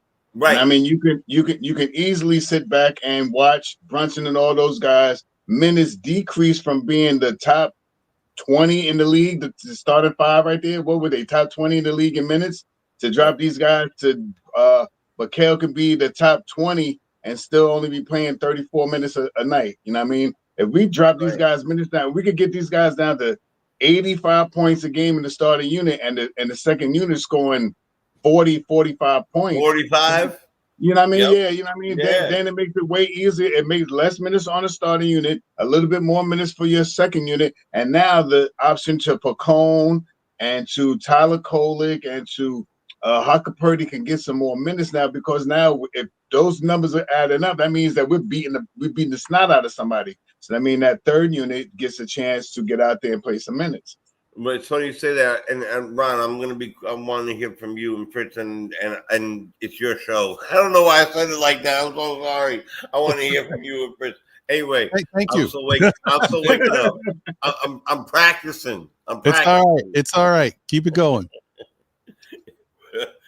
Bring me off the ledge, Ron. Bring me off. You all right, man? I don't think you need the window yet. You good? No, definitely not. I'm holding on like that movie. If you ever saw the actual movie, The Ledge, but oh yeah, that was a pretty good movie actually. Mm-hmm. Damn, I lost my train of thought. But the fact of the matter is that I really believe that if this coach helps everybody, and that not just this coach, the veterans, the captain, everybody helps everybody buy in. No one will care who's out there at that time, because it never matters. If you got a bunch of friends, and I got a bunch of friends, right? But I got way more associates, but I treat them the way I want to be treated. So if I have all these people around me, I'm going to treat my friends and my associates the same if it's like we're at a party. So these guys are going to get together and they're going to build something. Starting lineup is a question mark. But they could toy with that until the beginning of the year. They could toy with that. I think it's a must at Clark. I like Clarkson off the bench. I like all these other guys off the bench. I'm not a big fan of the double big man. But besides that, I think these are great moves. And thanks for having me. All right. Well, I will say that I think that you've said it in the past, Jay. I think it's a good problem to have. It's a good problem to have. Yeah. And I mean, I think it's all up for interpretation. We don't know what the coach is going to do yet. We don't know what we have an idea about his style, but we don't know about the style as it translates to the Knicks. So we got to see it kind of play out. We got to see training camp. We got to hear from the insiders who are at training camp, knowing what the Knicks are doing, hearing what's coming out of training camp, what Mike Brown likes, who's playing well, who's on his radar, who we really, we got to wait for all that stuff to happen before we really figure out what's what. I told you guys before, in my opinion, I thought Landry Shamet should be on this team. Landry Shamet's getting an opportunity to be on this team. I also told you I think Deuce is going to start. Deuce still has an opportunity to start. And I think Malcolm Brogdon here doesn't hurt that because, and I see that, shout out to, I think Nostalgic said it. I think Nostalgic said that Malcolm Brogdon should start. My whole thing about it, okay, outside of what I said about Malcolm Brogdon not starting because I want to save him and have him as fresh as possible so, you don't put more wear and tear on him. Here's another thing.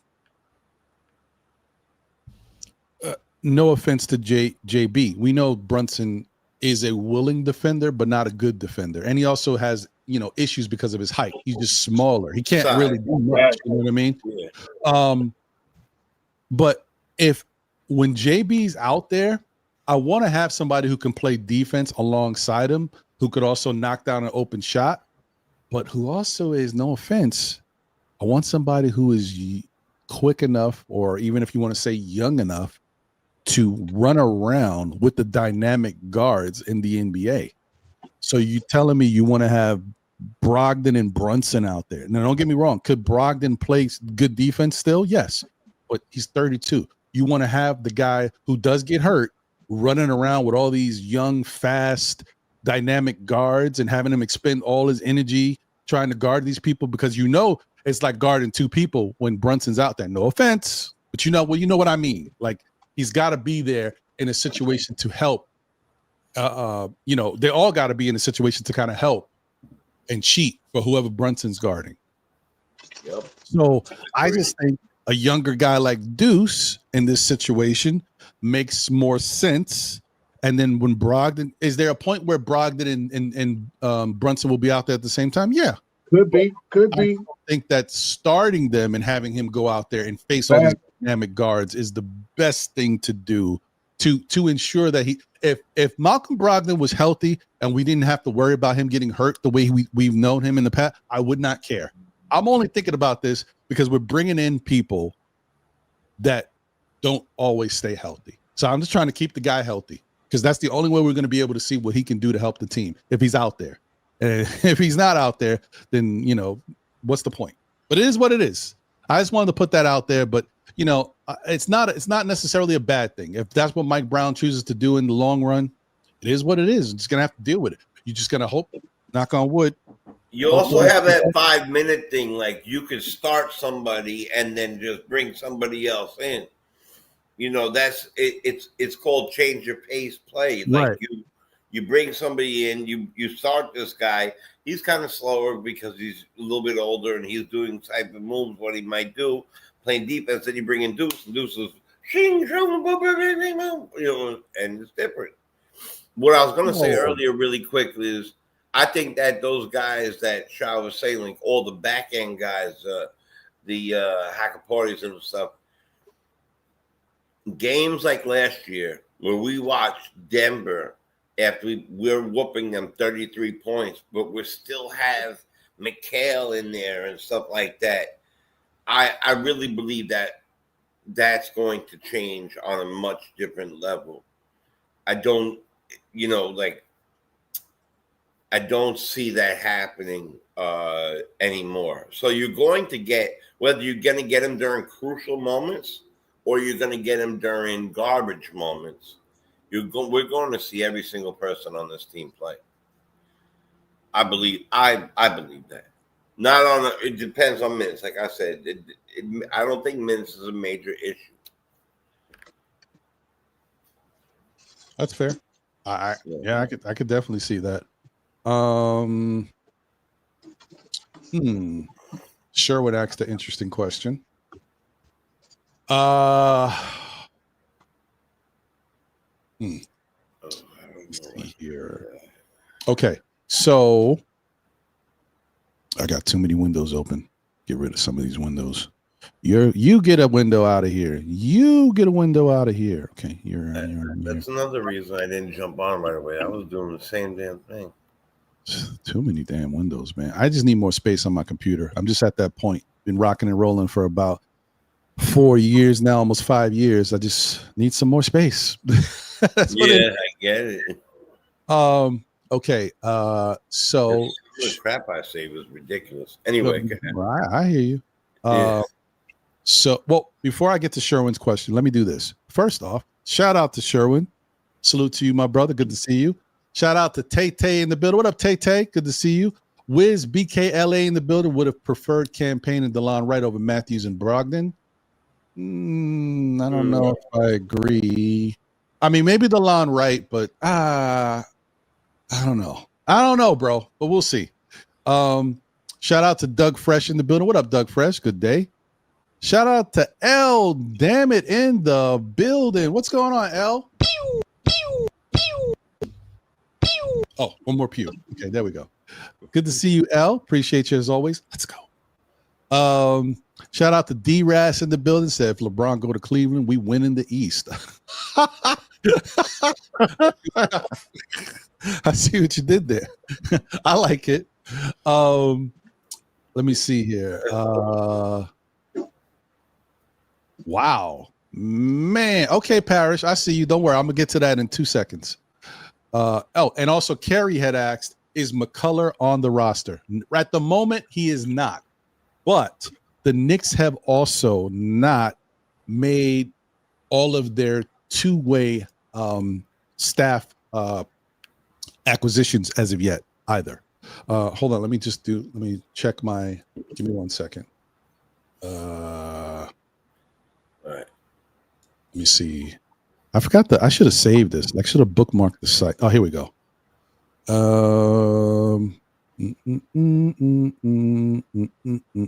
Look at this. It's so funny. The NBA has a two-way tracker, and you can see all of the two-way contracts that everybody in the NBA has already announced. The New York Knicks are the only team that hasn't announced any two-way contracts. None. We special. That's why. It's crazy. It's crazy. In many ways. In many ways. We ain't dropping nothing. We don't want y'all to know nothing. So do I think McCullough is still going to be a part of this team? Yeah, I think he wants to be. And I think it's New York. Why not? I mean, you could be somewhere else worse right now. Why not stay another year with the Knicks and figure out what we got going on? He may not get no playing time, but listen, the Knicks are. You never know. Like, we could win a championship and you could be on the team. So if I was McCullough, I'd definitely stay here one more year and see what they do with me next year. But we'll see. But they definitely can offer him a two-way. So I hope that helps you answer your question, Kerry. All right. So back to what I was saying. Sherwood had said that when has Malcolm Brogdon ever been a good defensive player? So this is I'll show you guys all of this. This is just, granted, up and down. Nothing's perfect. But let's share. All right. Might have to do this. No, that's not it. This? Nope, that ain't it.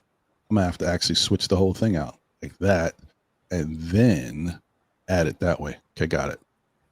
There we go. All right. So here is Malcolm Brogdon's per year defensive rating. Now, 110.9 is a good defensive rating. That was his rookie year. That's a long time ago in comparison, right? 113 is still an adequate defensive rating. 108 is a very good defensive rating. 110 once again. Then we get 115, which is not a little high, but it's not horrible. But remember, the other thing that someone taught me doing these shows is don't just, you can't just look at the rating. You actually have to look at you got to look at different things, matchups, how he's performed in these positions against it. It's a lot. Like when he's playing man to man instead of switching, and it's a lot into it. I'm not making excuses for the guy. I'm just telling you, 1, 2, 3, 4, 5 years he has been a decent, actually a good defender. That last year, a decent defender. Then we get to 117. That's a bad defensive year. Then we go back to 112. That's a decent defensive year. Then 119. That's not good. And then 121 last year, not great. So, but my point is, if we are to say that last year he had a down year shooting, and people are saying he was hurt, he was injured, he only played 24 games. And then if you look at the year before with Portland, he only played 39 games. The same should go for defense. Yes, shouldn't the same go for his defensive effort as well as with his shooting? Maybe the fact that he was injured, playing hurt, or being hurt has affected everything he's done. But 100%. for most of his career, he's been a decent defender. Being hurt affects everything you do. Everything you do. Shooting, defense, chasing somebody down. Even if you're in your mind, you're saying, "Oh, I got to stay in front of him this way." What if you can't turn left because your injury is on your left?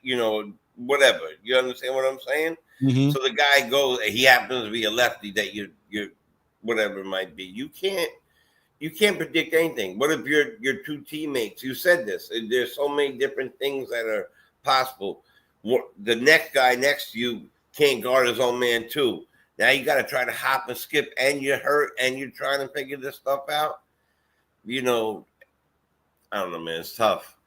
I think he's a solid player. He's always been a solid player. And numbers tell part of the story. They tell part of the story. Yes, he's not the guy from way up top on the list there anymore. That's fine. But he's not like 41 years old and coming in looking for like his last hurrah. He's 31. Right? And that's his age, right? So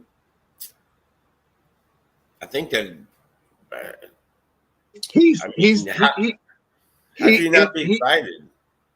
The reason why everybody occasionally talks about him being old because of the injury, because 31 in the league is like, he's not ancient. We got guys in the league that are 40 years old now, so, but yes, is he towards the ending stretch of his NBA year where guys are starting to retire around 35, 36 years old? Not now. Some of these, we got legends still in the game shooting at 40 years old, Curry's and LeBron's and the KDs. These guys are Westbrooks. These guys are really, those guys are the real unks in the league. If you want to question it, 31 in the league, yeah, you're a little, you're a little past your prime, but you still, simmering a little bit. You ain't hot, but you can simmer. You can't make it rain no more, but you can make it drizzle. So that's the type of thing that he is right now. So the biggest thing with him is being healthy. If he can stay healthy, man, I think he's going to be a very viable part of this team, especially if he gets, like I said, if he do 50 games this year. I'm dropping it down. I went from 65. Now I'm saying if he get 50 games plus the playoffs this year, I'm gonna be happy because I think that with him on the court helping Jalen Brunson control in the start, and not saying that they're gonna start, but someone else to help Brunson control the pace, especially when you see last year that Brunson was getting blitzed last year, 2, 3, 4 players, 5 players. Now you can have someone that you have to play defense on in a Brogdon, or even if you want to say a Clarkson or something like that. We need someone to help Brunson because they were laying off of Josh Hart a little bit last year because of Josh Hart only shooting 3 3-pointers in a game. You put somebody in that's gonna shoot 5 or 6 3-pointers in the game and shooting at a clip of 38 to 42%. Yeah, they're gonna play defense, and now it's gonna be easier for Brunson to create. And what I want to do for this year, because I think this is very vital for the Knicks to shoot more 3-point shots and let Jalen Brunson shoot, catch and shoots. We didn't see much of that from Jalen Brunson last year. And Cat, I wanted Cat to shoot 8, 10 shots last year. He was shooting 5 shots. That was I think the lowest in his career, shooting 3-pointers per game. We need him to shoot 5. He's shooting up almost 40%. We need everybody that can shoot over. Everybody in the starting unit is shooting over 36% from 3-point land. We need them to accelerate that. We need them to get to 38, 40%. We have to shoot more 3-pointers. Last year I think we were dang it. We were low in the league shooting 3-point shots. We had a good percentage, but we shot a lesser shots. So let's make more shots. Let's get up to 45 this year instead of I think we were shooting around 30 something last year. Let's get to 45 this year shooting 3-point shots. That's the key. And with Brogdon, I think we could do that. I think he can spot up. He doesn't turn the ball over, and he could get to guys, drive to the basket and kick out. And I think if he can still optimize that, I think we're going to be a very, very, very good team this year. That I think I agree with you on that. And shout out to and this is why this is good. I like moments like this because this is what, at least what I try to make this platform about. I like to be able to have a conversation about things. I like us all to have this dialect and talk about stuff. I like to be able to inform people of stuff that I may know or that I've heard that maybe people don't know. I also like to be informed about things to better help me make decisions and, allow me to understand more. So when I'm explaining things, or when I'm thinking about things, I have a better idea of what's going on too. So this is why these moments are good. Sherwin said, when has Malcolm Brogdon ever been a good defender? So what I did was I looked up Malcolm Brogdon's defensive rating and I went to, show you guys what it says, and going by what I've been told or what has been mentioned to me as what is a good rating. Apparently the lower the number, the better the rating for defense. And so you look at what StatMuse, for example, and I appreciate StatMuse because they do all these interesting, quirky stats, right? And they put this up here, and I read the stats off. And then this is why I like people like Sherwin. Some people see Sherwin is the type that he's very strong in his convictions. He says stuff, and sometimes he could be a little strong, and you can't tell him nothing other than that. But when Sherwin is right, he's right. So Sherwin says, has Cat ever been a good defender? Check his rating. So of course I go to check Cat's rating, right? And we know that Cat is not a great defender. So I already told you, like at the best here, I think it says Malcolm Brogdon was 108.3. Now I go and look at Cat's ratings. Oh my God! Let me show them to you guys because things get crazy. And I see you, D-Rex. I'll bring you up in a minute. Hold on, but you can kind of follow along with us. Give me a second. Let me stop sharing this one. All right, let me start sharing this one. Man, hate it when I freaking Sherwin, man. All right, this is Cat's ratings. 196, 199, No, I ain't that bad. Look at Cat's defensive rating: 106, Not 109.7, wow. 107.4, 108.4, 110, 113, 109.8, 113, 108.7. If I'm looking at this, I think Cat is a phenomenal defender. So I see what you're saying, Sherwin. Sherwin says this metric is based on team defense. And so it's hard to really evaluate a player individually off of defensive rating. So he said you should basically just ignore that stat. And damn it, you know what? You might be right. Because when you guys look at the NBA box score, you know how you guys look at the box score at the end of a night and you see the plus or minus, and people go off of that plus or minus.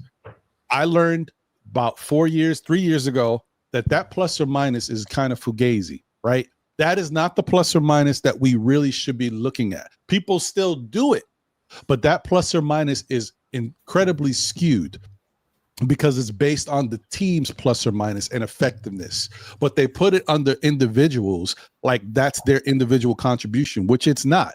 If you want to go and find an individual's real plus or minus, you got to go to like a site like Basketball Reference and go specifically to players plus or minus, and that will show you a different number. You look at the same game, go there and notice that their plus or minus number is different because that's the actual players plus or minus, but that's not the number that gets referenced on these box scores at the end of games on all of these sites. And so people go off of the wrong plus or minus. So shout out to you, Sherwin, once again educating the masses. I appreciate you, and I will never look at the defensive rating the same. Thank you. All right. So I think this is good. This is a learning moment. I like stuff like this. Shout out to you, Sherwin, once again. All right. Let me get this out of here because I'm disgusted. I don't want to see no 106 defensively from Cat. No, there's no way. All right. Get out of here. Let me bring my guy, the Rex, to the stage. What's up, y'all? What up, brother? How you doing? What's going on, Rex? How's everybody doing, Knicks Nation? We are all right. Okay, so before we continue, I got 2 super chats I got to get to. So let's do that. Super cat there? Yeah, not the original Don Dada. The original Don Dada? No, not him. All right, let's go. You know what it is. Shout out to Corey Lee, my brother. Thank you for the generous super chat. He says, Shaw Powers, peace. God, you're asking a lot from an NBA relic. I'm not high on Malcolm Brogdon, so we wanted to let you know that, Shaw. Okay. Appreciate you. And then also we got another one from Paris Duggar. Said Ron Deuce is the worst great defensive player I have ever seen. They brought in Brogdon to see if he can replace Deuce, and also Kolek, if you read it right. That's interesting because I actually believe the best defensive player I ever seen is Landry Shamet. I think I've never seen a guy give so much effort, be right up in your face, and still get scored on. Like Shamet is known for that. But anyway, whatever. Okay, I hear you. I hear what you're saying. But the other thing I wanted to say real quick too is just looking up. So I was trying to find out, and what is the perception of Malcolm Brogdon, right? So then I Google Malcolm Brogdon and his defense. This is what I get.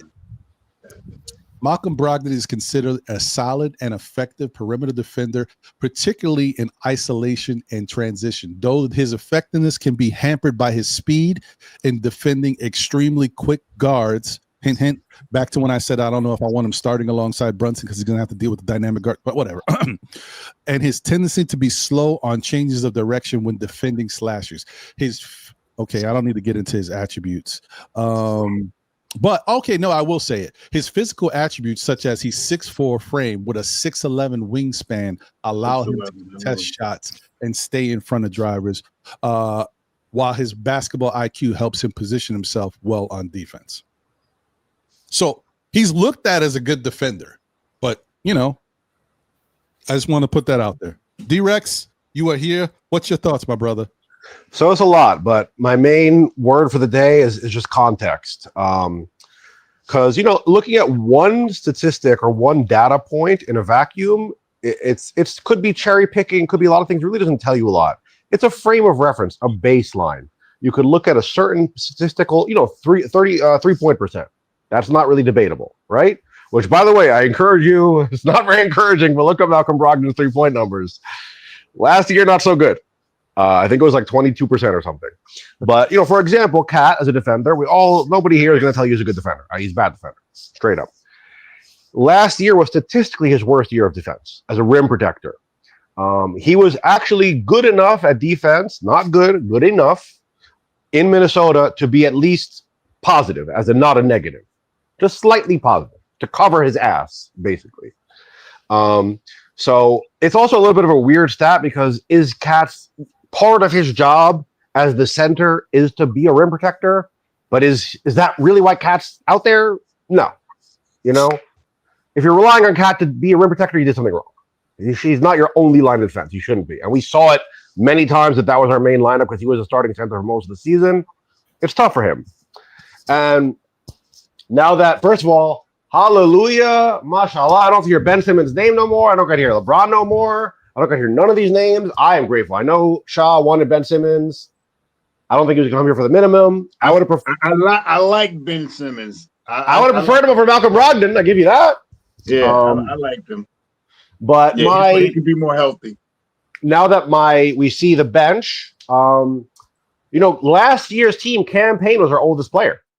So the disparity between the young and old players was not that great. But now Jordan Clarkson and Malcolm Brogdon are older than Cam Payne was. I believe Cam Payne was like 32 or 31 maybe, which is not to say better than him. They're way better than him. It's not a debate. But my point is, when I look at last year's season on the whole, the Knicks really struggled against a lot of these fast athletic teams that just blitz the hell out of us. OKC, Houston, Utah, that first game in Utah, Chicago. Even though, yes, we beat the Hornets, but did we have an easy time? We beat them by 1 point one game. That was a struggle of struggles. And I'm looking at these OKC teams, bro. The question I'm going into the season with is, what is our strategy to beat OKC? Because they look pretty damn good. They're in pole position. Like, they are the favorites. People could say to repeat is tough because the motivation or whatever. They're building a dynasty over there. Whatever. Nobody's going to tell me they don't have the assets and things set up the right way for the next. As far as the NBA is concerned, bro, they're the one to emulate in every regard. Maybe our front office is maybe second, but Sam Presti's the guy over there, bro. They did pretty much everything right. From the team to who they acquired, stacking picks, young players, old players, they did everything right. And I'm just looking at it, bro. Like, I'm 36 now. I'm not old. I don't consider myself old, but like, you want me to run around with some of these like young elite athletes that their job is to be an athlete, bro? Like, I can still be strong. I feel like for me, once I hit 30, I can still be strong. But you want me to run like suicides, like sprint, like just sheer fast twitch, like speed, agility? You lose some of that after you hit 30, bro. You just do. I'm telling you personally. I'm not an athlete. I'm not in as good shape as these guys, but it's tough. It's hard to keep up with some of these guys. They're running around like rockets. And I saw too many games last season where it looked like the Knicks was like Shrek out there with the Flash running around them. Like they were in slow motion, underwater, in the mud. And the one game that drives me crazy to this day is we played OKC. They played a back-to-back. We didn't. It was their second game of back-to-back, and it was our first game, and they were running circles around us. We looked like we were in slow motion, bro. It was the craziest thing I ever saw. Like, if they played 2 games, the game yesterday, objectively, more basketball should be more tired. By the minutes management and playing more players and younger, I guess. I don't know. It's worrying. So, especially also now that Brogdon is here, neither Brogdon or Shamet are tall. They're both like about 6'4". I said it, I think, the last time I came on here. All our height is the young guys on the bench. That's where the height of the Knicks team is, other than, the center and Bridges, OG. But the tallest players is the young guys on the bench, and now the athleticism and the youth. So I'm like, bro, Brogdon coming here. I want to see them all fight it out in training camp, and may the best man win. That's what I care about, best player. But I remember all these games from last year, and it was not a good feeling watching these guys get ran circles around, like walking through the desert, like, and the other guys is like doing cartwheels around them. I don't want to see that this year, bro. I don't. Well, okay. Let me say this real quick. Let me just say what's up to a couple more people real quick, and then I was going to say what I was going to say. Shout out to Danny Landis in the building. What up, Danny? Said, what about Gallinari off the bench? Gallinari is out there winning championships in internationally. He's good. He's straight. He all right. So I don't know about, and we don't have any more. We can't be adding any more people. I know someone put in the chat about hearing that the Knicks worked out Thomas Bryant. That's a contingency. That's if we do make a trade and wind up there's another spot available and we do think that we might possibly need another big, then we worked out. That was on the Pacers? Yeah, the guy that yeah. Shout out to D Coolest 718. What up, D Coolest? Good to see you as always. Wasn't he about to be scheduled to go like overseas or something like that? That guy? Oh, Brian? Yeah, he was. I don't know. I don't know the deal with. I think Brian is one of those young players that he hasn't really stuck anywhere he's gone, and he's been a decent player. So I don't know what the deal is with that. It's weird. Yeah, and so of course, obviously, he's got to do what's best for him and his family. So the overseas bag is always there, whatever that may be. So I'm sure he was considering it, but obviously, guys don't want to go overseas. You can you can ask 100 people.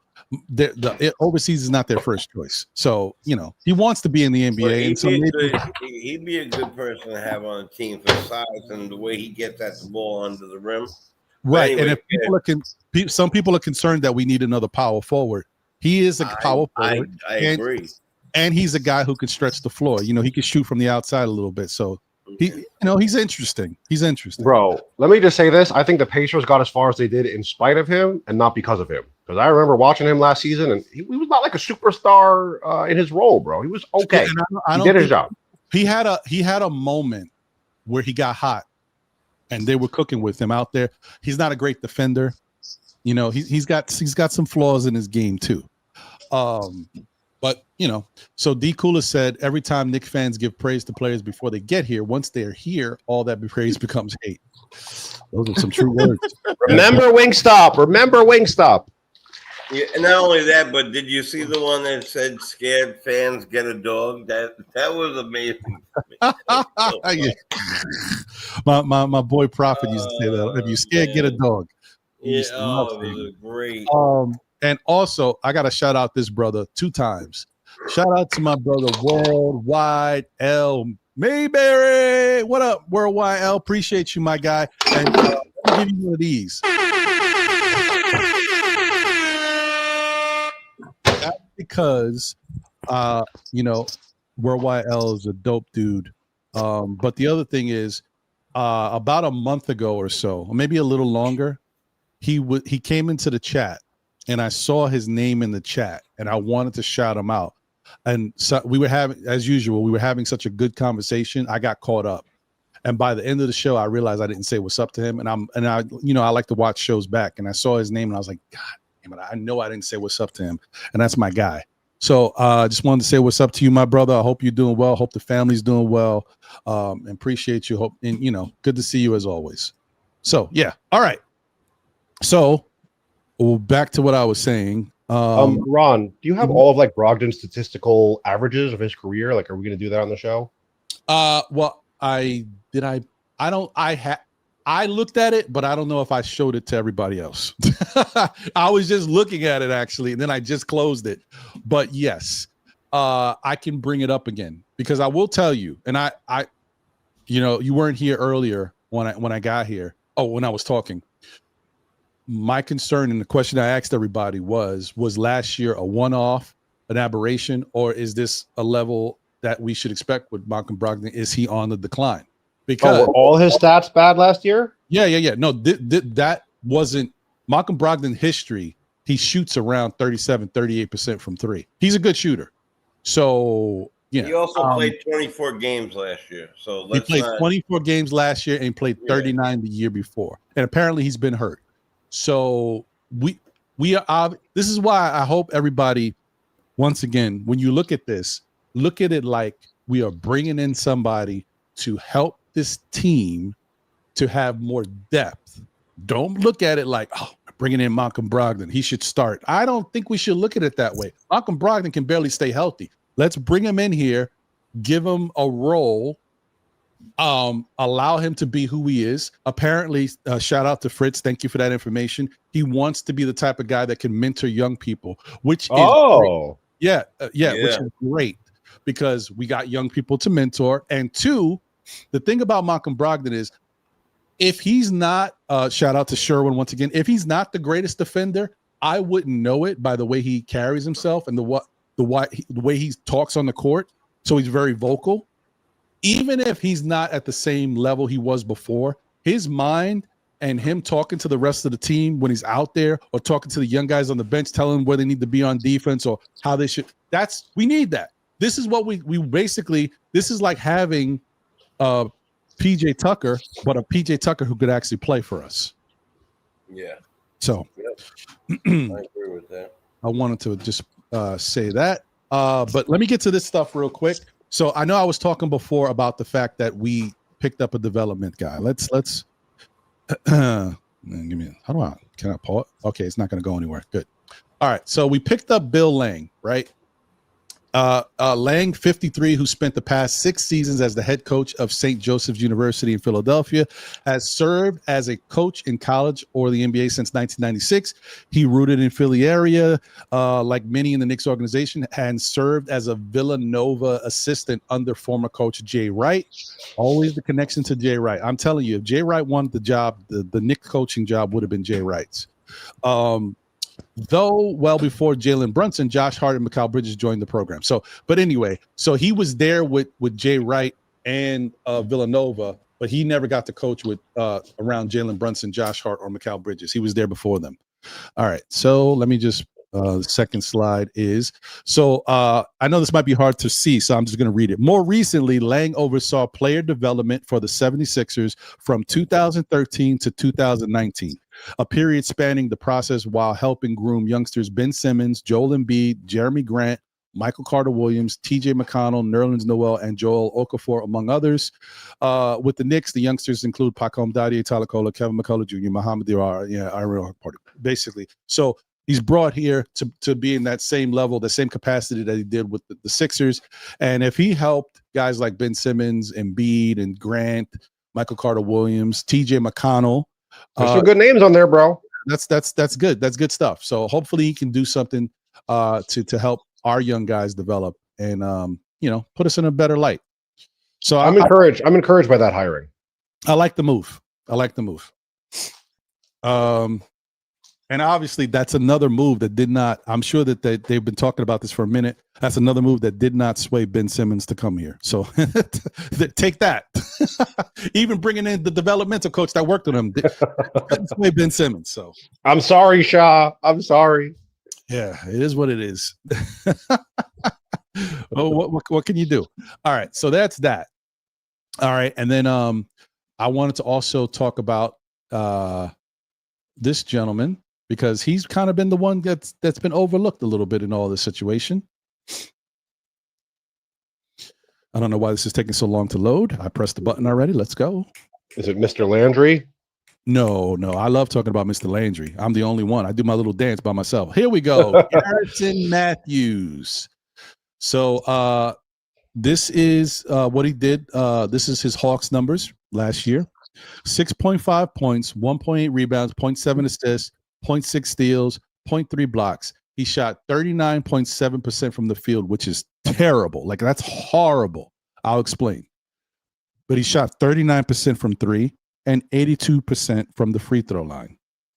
Right? So back to the 39.7% from the field. Garrison Matthews is a pure specialist. He is a runaround, shoot a three type of guy. You do not see him in the paint. You do not see him in the lane. If he's there, it's by accident. So that's why his shooting percentage in the paint area from 2 is so terrible. That it's basically, that's like the defense running him off the 3-point shot line and forcing him to take a 2 when he doesn't want to. He is a 3-point specialist. He's always just going to be running around the 3-point line. He shot 39% last year, but he shot 44% the year before. And he's gone up and down, where it'd be 39 last year, 44 the year before, 30 something, then 40 the year. is around a career 38, 39% free throws. I would say 38% free throw shooter. I mean, 3-point shooter. I'm sorry. He can shoot the three, guys. That's the bottom line. He's a good 3-point shooter. That's his goal. That's his role. That's why the Knicks are bringing him in here to basically fight with Landry Shamet for that last spot, whatever it may be, if it opens up that way. Right now, let me just to reiterate, because I know people might be joining now. We talked about this earlier. The Knicks just brought in 3 people. They brought in Garrison Matthews, they brought in Landry Shamet, and they brought in Malcolm Brogdon, right? But the Knicks currently only have 1 spot available, and they are trying to possibly trade somebody to at least make that 2 spots available. But even if they make 2 spots available, most likely if they get 2 spots available, Malcolm Brogdon is getting one of those spots. And the other spot is going to be a fight between Landry Shamet and Garrison Matthews because they do similar things. Actually, Landry Shamet might be the better overall player because of his defense, what he can do. But who knows? That's why they're doing this, because Matthews could be the better shooter, but they're similar, and so they want to create a competition battle. I like it, but I don't think it's a competition. You don't think so? No, I think they're kind of doing what they did with Matt Ryan and Landry Shamet last year. I think Landry Shamet is the guy who's going to make the NBA roster. I think Matthews will be in the G League, and I don't think Landry is going to get a guarantee. Landry gets hurt, Garrison Matthews will come in. Oh, so he's insurance. I see what you're saying. I think he's just insurance. No, that could be the case. That makes sense. That's a good thought, Fritz. I can rock with that. Maybe that's the case. Well, yeah, that's interesting. And what brings me back to that whole thing again, remember we talked about the Knicks realizing that they need to have insurances or have somebody in place of somebody else in case stuff goes the wrong way. Guys start getting hurt. I like it.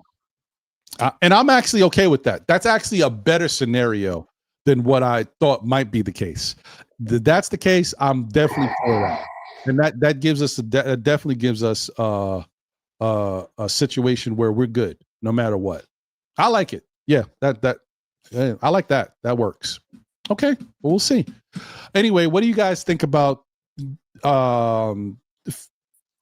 Garrison Matthews on the whole? What do you think, D-Rex? He just gives me Matt Ryan vibes. Like, he just seems like the same player as like this year's Matt Ryan. And I remember we were told like, oh, Matt Ryan's a sharpshooter. He's this 40% from 3, and then I mean, what did he do? He got coffee. That's what he ended up doing for the Knicks. Right. Well, I will tell you the difference between Matt Ryan and Garrison Matthews is that. Hold on, let me pull it up.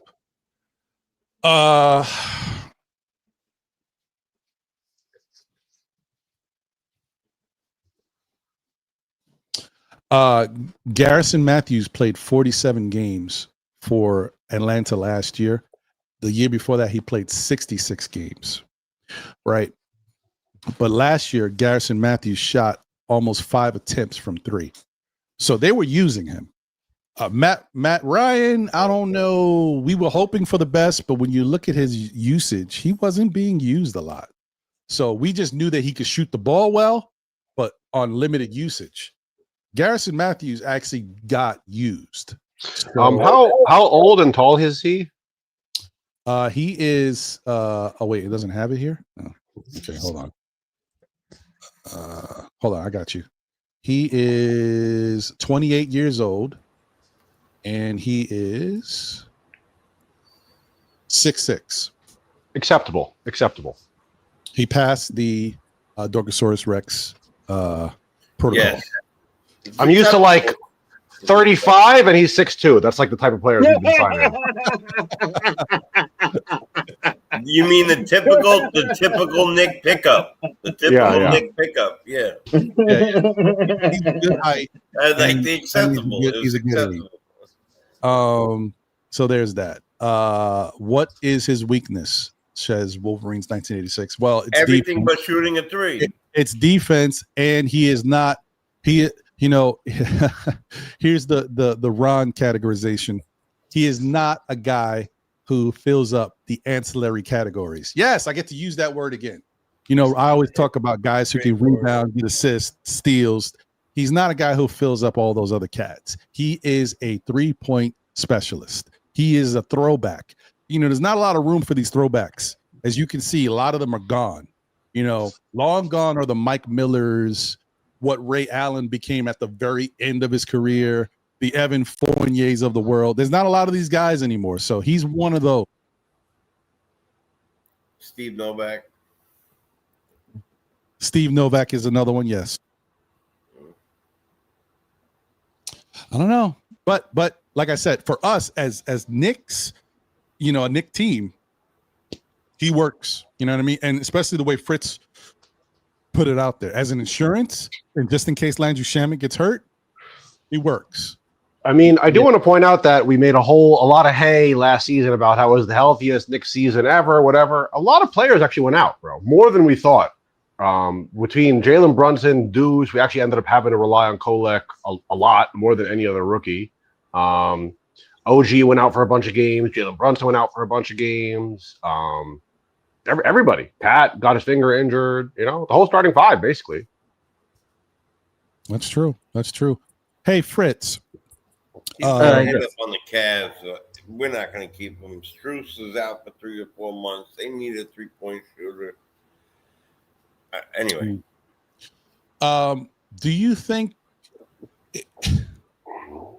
so? We've heard that the Knicks obviously have to make a trade to free up a spot. We know that. That's obvious.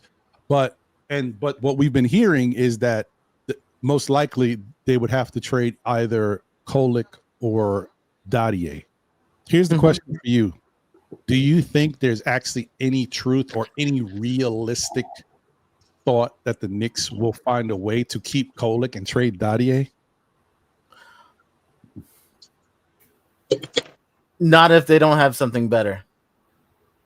Like, I think if they got a separate trade where they got something better, maybe trade Dadier, but I don't think you trade him, especially when Dadier is the first round pick. Mm-hmm. Like everybody else is they should be first round. He is an actual first round pick. That's not something you trade for nothing. Mm-hmm. Like, and we have no wings.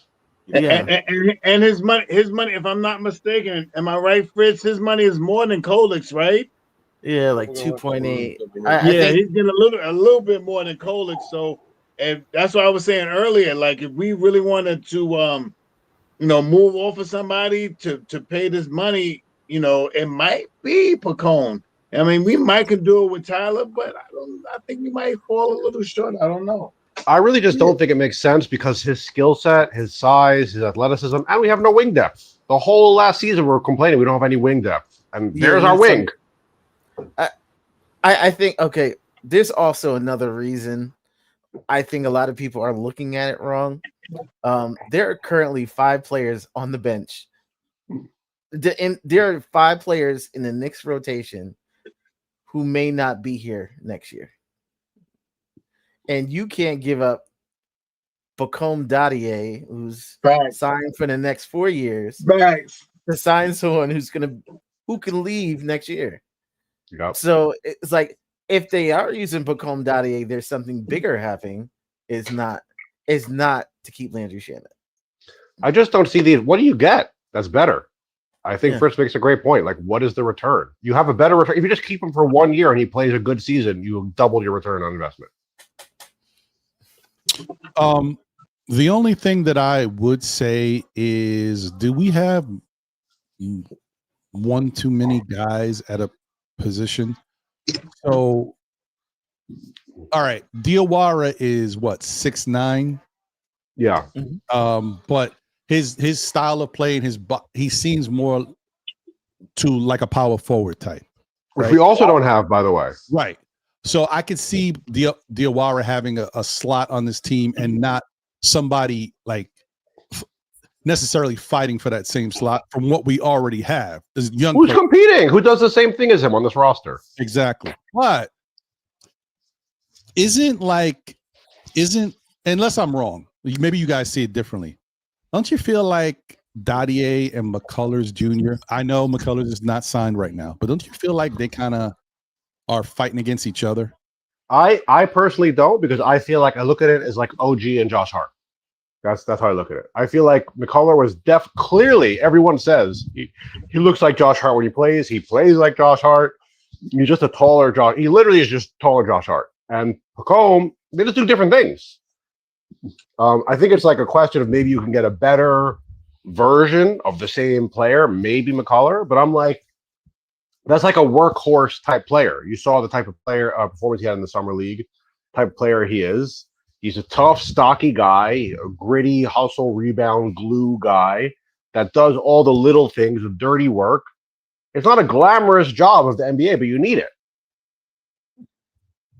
It's not like a star-studded, glitzy player. But could we have? And I'm not saying this. I mean, I actually know that this exists, but could we have a 6'10" small forward on our team? What do you guys think? Yeah. In my opinion, I thought before the Malcolm Brogdon signing, I thought that my option was to start Josh Hart so Pacome would get those minutes.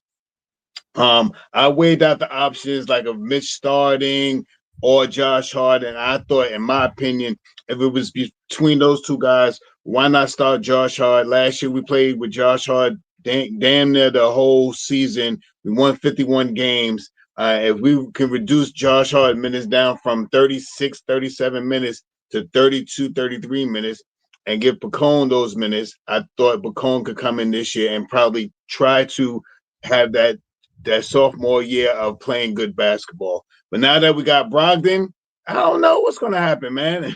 I'm still trying to figure out who's going to be in the starting lineup.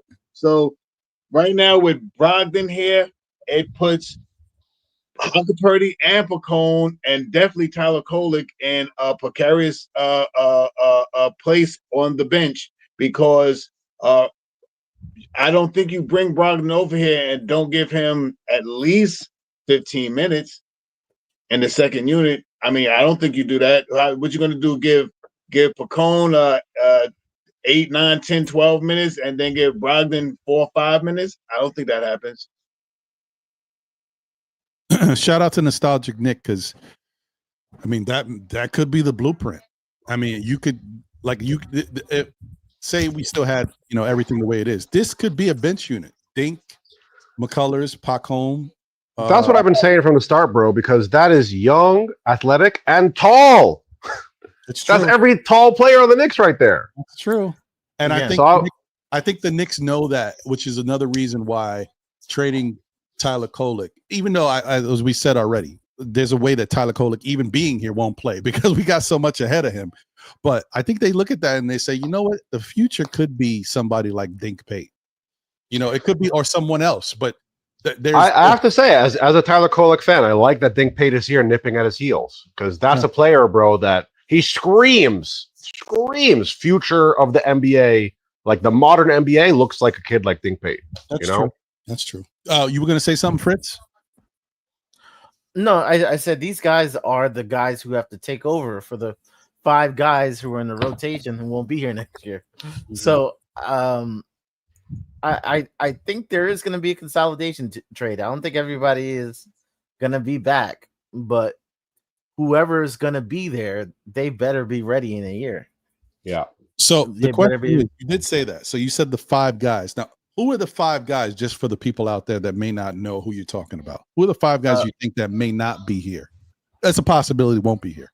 Clarkson, Brogdon, Clarkston, Yabusele, Robinson, Shamet. They're all 1-year deals.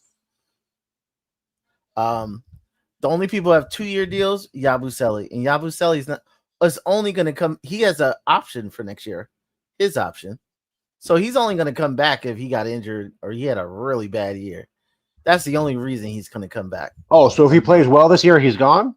He's gone. Like he's gone.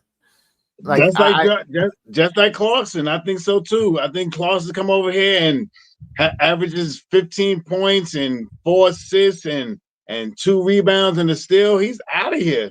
Man, I hate that. I hate that. Clarkson only signed for 1 year.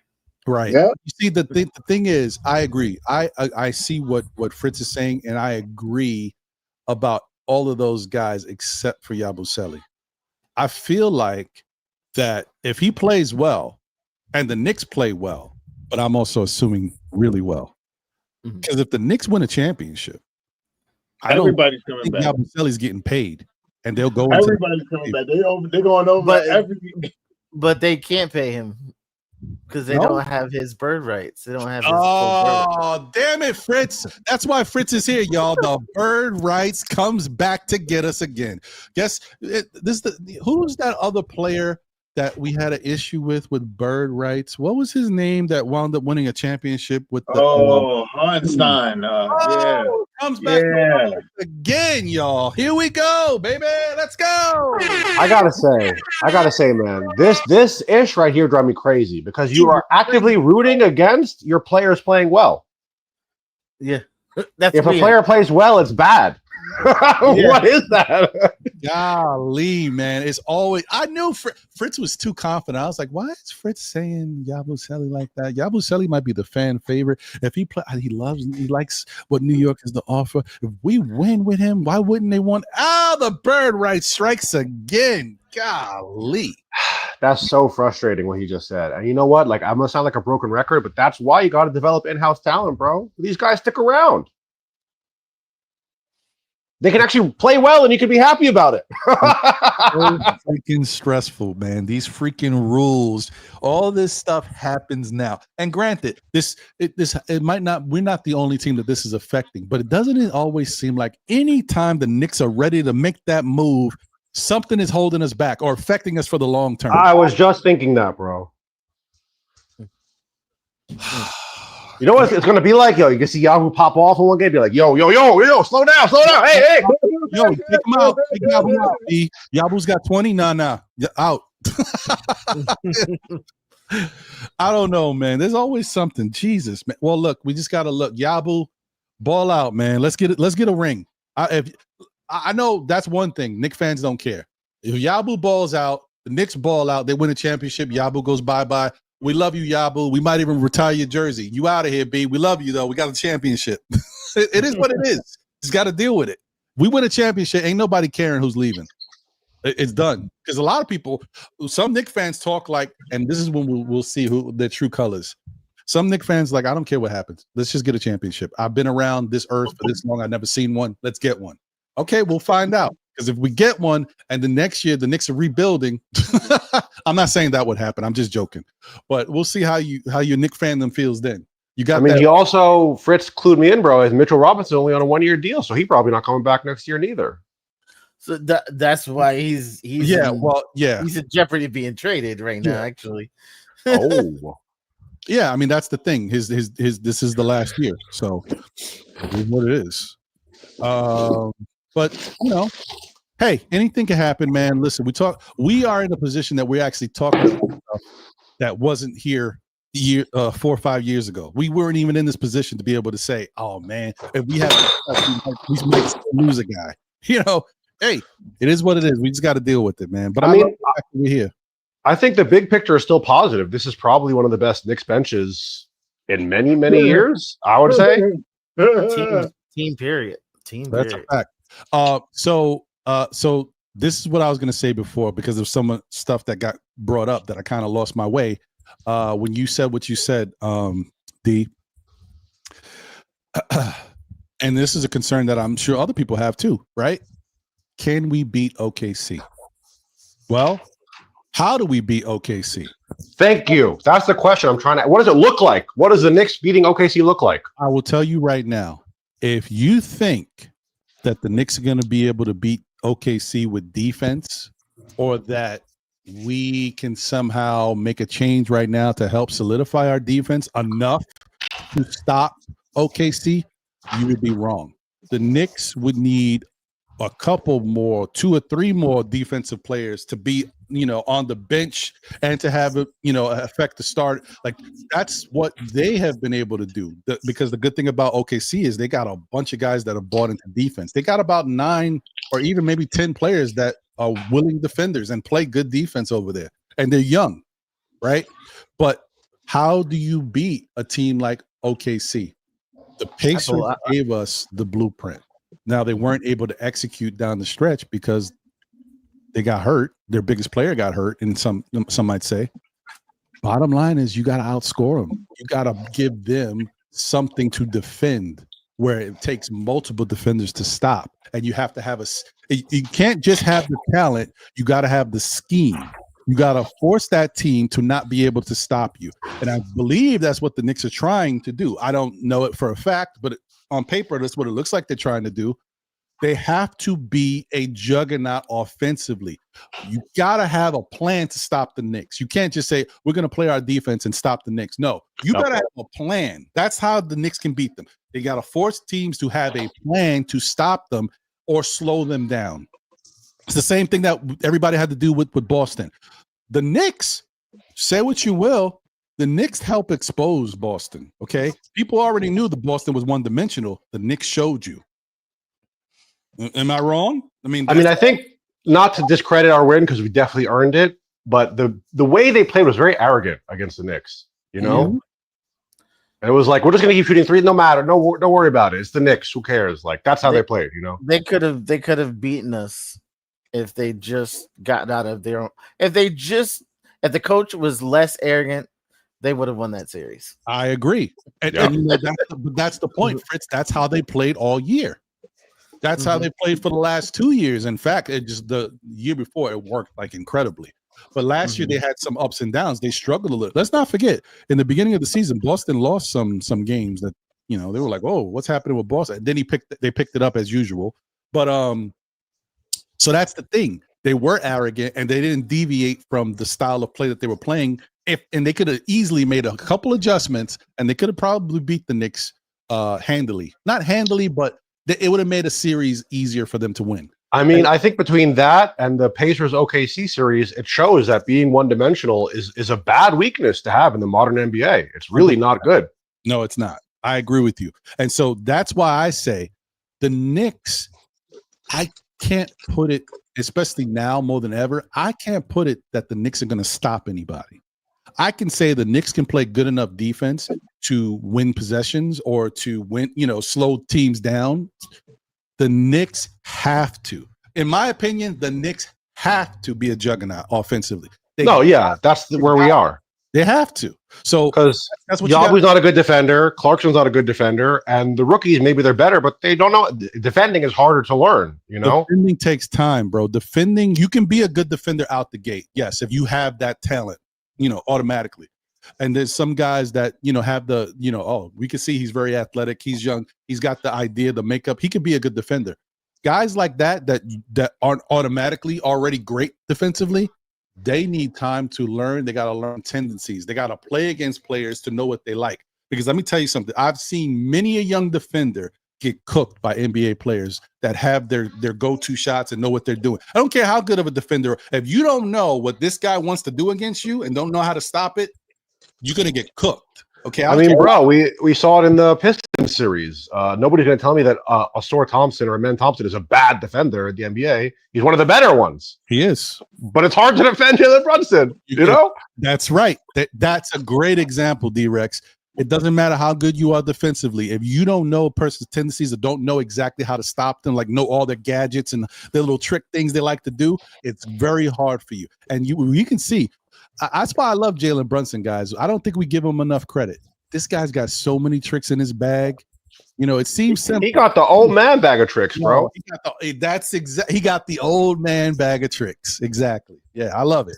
And you know what? Even more to that point, Amen Thompson is probably conservatively maybe 1,000,000 times more athletic than him, maybe 1,000,000 times more athletic than him. But he still had the better matchup. He still cooked him. Yeah, and the height. He hit every physical advantage you could want. Yeah. We've seen who's the guy that people talk about this year. Like he's like a key piece. Like if they had him on their team, they Keon Ellis. Y'all remember how Brunson made Keon Ellis look on that play? That play And Dyson Daniels, we would love to have him on the team. He's a great player, but Jalen Brunson, although to be fair, Dyson Daniels did have him in hell that one game. No, Dyson Daniels is special. I mean, listen, if there was one guy that I would like to have him on this team, bro. Dyson is that guy. I like Dyson Daniels, man. But whatever. We can only hope.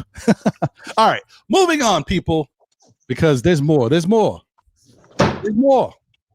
We are exactly 10 days away from New York Knicks Media Day. That's right, September 23rd. Because the Knicks are playing overseas for their 2 preseason games in Dubai, their Media Day is actually earlier than most teams. So September 23rd, 10 days away is New York Knicks Media Day, and the 24th is the start of training camp. You guys ready? I can't even contain myself. 10 days away, 11 days. It's like right around the corner. I'm hyped. I do want to say, Ron, I think it was during one of your weekly shows that I called in talking about that they don't feed the fans enough. Mm-hmm. If you go look at the Pistons YouTube page right now, they have a whole documentary, Ron Holland's first year in the NBA, like a whole 20-minute. Like we can't get none of that. Well, listen, I agree with you, and if I could be that guy to kind of oversee the process, MSG, holla at your boy. Yeah, I would love to bring that to the rest of my fellow fans. Yes. No, but I agree that it was a good point that you made. And John agrees and always echoed that sentiment that he always thought that they should have that. It should give something to the fans, man. You know, especially New York Knicks fans. I know that sounds crazy, but no. You know how much a ticket is to go to a Knicks game? The Knicks fans should get hella stuff. Like this stuff, man. They should give a little bit more than they already get. They should make T-shirts rain from the ceiling and stuff. Everybody should dang near get one. Yeah. Yeah, not 100%. That nostalgic Nick. You might be on to something. Yes, thank you. MSG should start a YouTube network. First off, I don't know what's going to happen in the future of MSG because the network there's so many issues. I mean, they're talking about the networks going by, but I don't know what's happening over there. But they really should think about that. There's a whole platform that's out there, and this is where your fans are. You know, this is where we go to get information nowadays. We don't all look at BSPN and the crap that they spew. So it's good to be a part of what is going forward. And like I said, once again, if you want to bring my services to MSG, I'm not mad. I'm just saying, but whatever. Anyway, no, but yeah, this is a very exciting time. I can't wait. And I actually look forward. Media Day is fun because I look forward to us. It's the one time where you get to see like all the content creators in the same chat. We're all looking at it. We're all talking. This is when you see still Knicks fans, Knicks Real Talk. Everybody's in there. Knick of Time show. Nothing but Knicks. What's that other place? What is it? That big one that everybody talks about? Oh, Knicks Fans TV. Yeah, they're all there. You know what I mean? Like everybody's in the chat. It's really fun.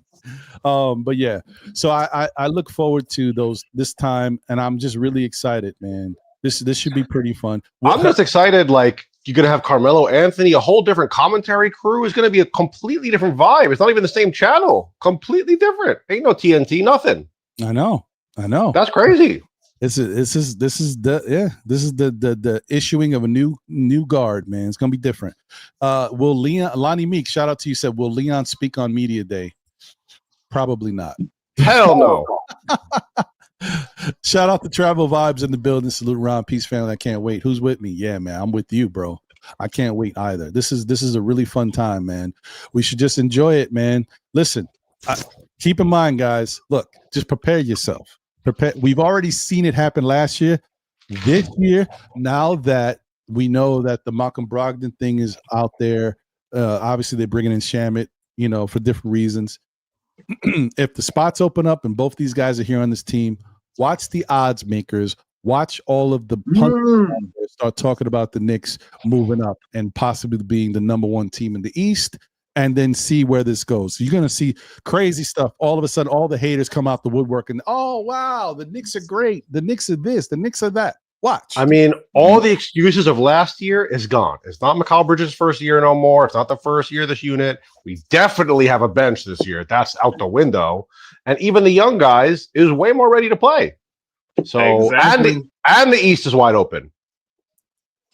I think as soon as all of those things, like you said, Ron, do fall into effect, that 53 point whatever it is, 0.5 or something like that, for about how many games we should win this year in the Las Vegas and all that stuff, I believe is going to go up. And I mean, I really believe it's going up. Right now, with me thinking, this is before we got Brogdon, before we signed Shamet, I already had doing my count, not on paper, nothing that ever went to, but I thought we would win about 59 games. I know with addition to Shamet and Brogdon coming in here playing a legitimate amount of minutes together. I mean, not on the court together, but about minutes going towards that 48 minutes collectively for each position. We're going to be very good, man. We're going to be a very, very good team. So I believe that the thing is going to go up. I think that Vegas is going to go up from 53 to almost 56 wins this year, and they should, because we're a very good team. We were a very good team last year, and I think we're going to be a more exceptional team this year with the camaraderie that we built last year, and with the additions that we brung in this year. I mean, we went from 30th in scoring on the bench, 21 points, 23 points, something like that, to possibly being almost 40 points a game in the second unit. That's a big improvement, in my opinion. I think we could get to about 40%. And that's being nice with everybody. That's where everybody's scoring like 8 points. And I mean, 8 points apiece. That's being nice. I mean, 5 times 8, that's being nice. But everybody in the second, you get about 8 points. This team, and starting last year, our starters were like on average about 95 points a game. If we could drop our 95 points a game to reduce the minutes to the starting unit and still accomplish 80 points in our starting unit, and our second unit averaging around 35 points to 40 points, we're averaging about 120 points a game. Our window would be like last year, I think we were 116, 117. We'll be up to 118, 119 average. That's a deadly team last year. And we've seen it last year why Tom Thibodeau team didn't do as well, because in my opinion, the team wasn't a defensive-minded team like the year before with DiVincenzo and Julius Randle and stuff like that. They wasn't a defensive team. They were a more offensive-minded team, and it showed in the points per game. 100%. I mean, I don't like to quantify like that because I feel like the odds and stuff, it's sports. Anything can happen. Right. Of course. But, obviously it's good to have a metric. But I feel like I just look at it as like, take myself out the Knicks fandom and look at it from another team. Is this a team that I'm like looking forward to playing, or is it like annoying? I gotta go play them. Like, we would start playing the Pacers in the playoffs, and they would start going on a run. We'd be like, oh, here we go again. Like, that's the type of vibe I'm trying to have. That's what I want. Exactly. I want the players that the opposing teams to have to, when they got the Knicks on their list, on their schedule. Like, oh boy, we're gonna have to deal with the Knicks. That's what I want them to talk about. I think nobody's really. I don't feel like they feel that yet. But this year, I hope that this is the year that they feel it. That they say. And I'm as much as I was maybe not the number one Mike Brown fan of the world. I mean, he still has something to prove. You got to be fair. But one thing I'm looking forward to is I want to be like top 10 in pace this season. I want to blow people off the court, bro. Get them out of here. Because we don't. D-Rex, we don't know what that looks like. We have never been a good team in pace, so we have no. How long has it been? How long has it been, bro?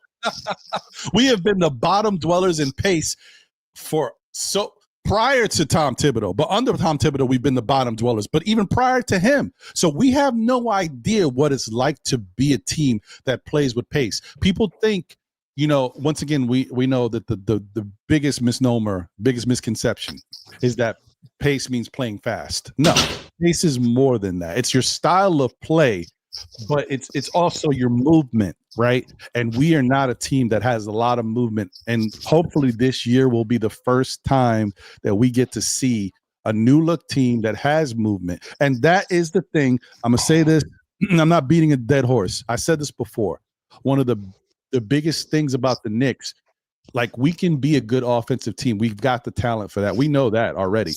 But it's just being a good offensive team and being an offensive team that the other teams don't necessarily know how to stop you because you're not right in front of them. You move the ball, you move your bodies, you have sets, you have different schemes that make it difficult for the team to know exactly what you're trying to do. And if they do know what you're trying to do, because you have good movement, good pace, and you have weapons out there on the court, they just don't know how to stop you. That is what I'm looking for. We'll see. I'm trying to see, like, start figuring us out. Before they even start adapting, we already threw something else at them, and now they start adapting. It's just that they can never catch up to it, you know. I'm encouraged because Mike Brown's Sacramento Kings were 1 and 2 in assists the couple of years that he was working there in the entire NBA, and we also haven't had that. We've been middling in assists. That's true. That is true. Fritz, from everything you've already seen with the Knicks and what they've been doing, would you expect that we'll be a better team in pace this year? Oh, absolutely. Right. Yeah. Absolutely. Yeah. Because I just think there's no way we don't take a step forward. Even it's my concern is always the team buying into playing a different way, kind of moving away. And it doesn't mean you have to move away from everything that you're used to. Like, the Knicks are still going to have isolation moments, but in order to be a better movement team, you have to kind of get away from some of this isolation basketball. Do you feel like they're ready for that change? I mean, it may not even be up to them now that Thibodeau's not here, but do you think like this team can buy into that, Fritz? I thought they touched at times. I think they're ready. I think they were ready last year. I don't think Thibodeau is ready to change his formula. We saw how the Knicks came out the gate, and we saw how Cat shot. And I would have thought they would have kind of revolved the offense to get Cat more shots, but they never did it. Mm-hmm. So yeah, I was kind of shocked that we didn't have more pace last year. I'm with you on that. That's true. I feel the same way. I was too. Okay, let me see. I think that's D-Rex. I think he's back out there in the streets. What's up, Ron? Hey, there you go. Okay, doing the walking and talking for you today. Look at you. Nice. So let me say this real quick. First off, shout out to Prezi, the boss in the building. What up, Prezi? Good to see you as always. What up, my brother? Shout out to E. Gibson in the building. Said, and also Prezi said salute to the panel on the chat. E. Gibson says salute ×2. I like the front office making moves to upgrade our depth and roster. The bench was a huge issue last season. I agree. And then last but not least, shout out to my brother Andios in the building. Oh, how I miss my beautiful people. Appreciate you, bro. And of course, he always says, if you're enjoying the show, make sure to hit the like button and subscribe for all the latest updates and content. Your support means the world to us. Yes, it's very true. Guys, if you're watching the show right now, please hit the like button if you're over here on YouTube. If you're not on YouTube and you're watching on X or Facebook, please, share it out, man. Let the people around you know that we're here rocking and we're talking, having a really good conversation, as always. And subscribe if you like the content and you're new around. We'd love to have you. But last but not least, he said, Ron, sorry, been MIA, bro. Your boy is about to become a father. Yep, I said it to the chat. Found out last week. Let's go. Get it on, dog. Shout out to you and your lovely significant other. You know, I appreciate her as well. She always supports and shows love to the channel, man. Great, man. Great news for both of you guys, man. I wish you guys nothing but the best, man. That's great news, Andios. Mazel tov. Yes, that's fantastic, brother. All right. Good news, man. Good stuff. So I only got a couple more things, man. Well, we've been rocking and rolling almost 3 hours, and there's really no need to be doing 5-hour shows at this point. So, but and plus, I'm trying to do my own thing. You know what I mean? Like, your boy Ron's getting older, man. And as I'm getting older, I'm going to the doctor, and the doctor's telling me, remember how you could eat anything you wanted and all this stuff looked good? Well, guess what? it doesn't look as good as it used to. So I gotta take it easy. I can't be doing 5-hour shows and stressing myself. I gotta relax. Gotta take it easy. So, that being said, I will say this. I think that with all of the changes we've seen, with all of the moves that this front office has done to help, turn the Knicks franchise into a well-functioning franchise, a franchise that, other people can emulate, or other teams might say, man, you see how the Knicks have done it? This is something we need to look at. I like that. But I want to ask you guys, before we get to your final words, I want to ask you, this is the tough question. And I know you guys in the chat can put your answers out there too, how you feel about it. All right. If after everything the Knicks have done, bringing in the talent they've brought in, bringing in the backups or the starters, actually getting us a bench now, bringing in a coaching staff with different classifications that focus on different things, whether it be offense, whether it be specific offense, whether it be defense, and bringing in a highly talented defensive person, right? Bringing in all these different sectors of the organization, of the coaching chain. Bringing in, a trainer that got an award for being the best trainer in the NBA. And also bringing in a development person, finally. If the Knicks don't win, are you disappointed with the road we chose? I mean, I can go. I think if you remember the start of last season, people were very optimistic. I remember that, I'll never forget. Oh, we're going to blow up Boston on ring night. You remember that one? That one didn't go so good. But even the beginning of last season, we already went into it with excuses. That some people who was anti-Tibbs said he's too rigid. That's the first year. It's this, that, whatever, blah, blah, blah. We know the faults of the starting five at this point, better than anybody will ever know. I mean, it's got to be on the players. I think I would want to see how it looks like, who plays well, who sinks, who swims. Maybe one of the young guys has a breakout year. Maybe Deuce doesn't play so good. Maybe he plays great. Who do we lose to? How does it look like?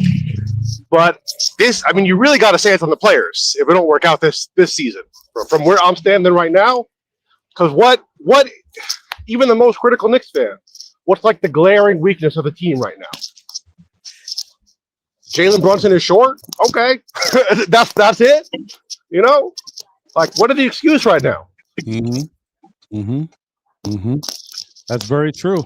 So, from the front office standpoint, are you disappointed with everything the front office has done to this point? I mean, I know you're saying it's on the players, so I guess that means you're happy with the fact that they've addressed all of the issues that were before them. Is that how you feel? As best as they could have, given the limited assets. I feel like. I think a lot of times when we talk about this, we forget the context that we have such a loaded starting five, both in terms of talent and salary, that there's not much money left to go around elsewhere. So we can't really bring in like these amazing that people want to have, like LeBron, and they don't have money for that, bro. You have Jalen Brunson, you got Cat, that's it. So factoring that in, for me, it really comes down to the development of the young guys, because I feel like that's one area the Knicks haven't been keeping up with the NBA as well. And it comes down to that guy that they just hired. If he could do the job, I think he probably can, and if they can actually develop some of these guys and turn them into real NBA players and tradable, valuable pieces, because that's the only way we're going to have more money to get some of these guys that people want to go after. So that for me is the key of this season. Other than everybody just continuing to get better and playing better and more strategic depth, it comes down to the coaches and the players, bro. I think the front office, what do they have to work with? Like two paper clips and some gum, to get all these trades in? Yeah, it's crazy. Yeah, I agree. Like, I think I'm not gonna. I'll stay. I'll save mine for after everybody. But it's so crazy. You really are close to me. Oh yeah. Yeah, I can see where you're walking. I'm like, I know exactly where you're at. Like, I could probably look. No, not yet. Not yet. Am I warm or cold? I could look out my window and see you. Not yet. Not quite.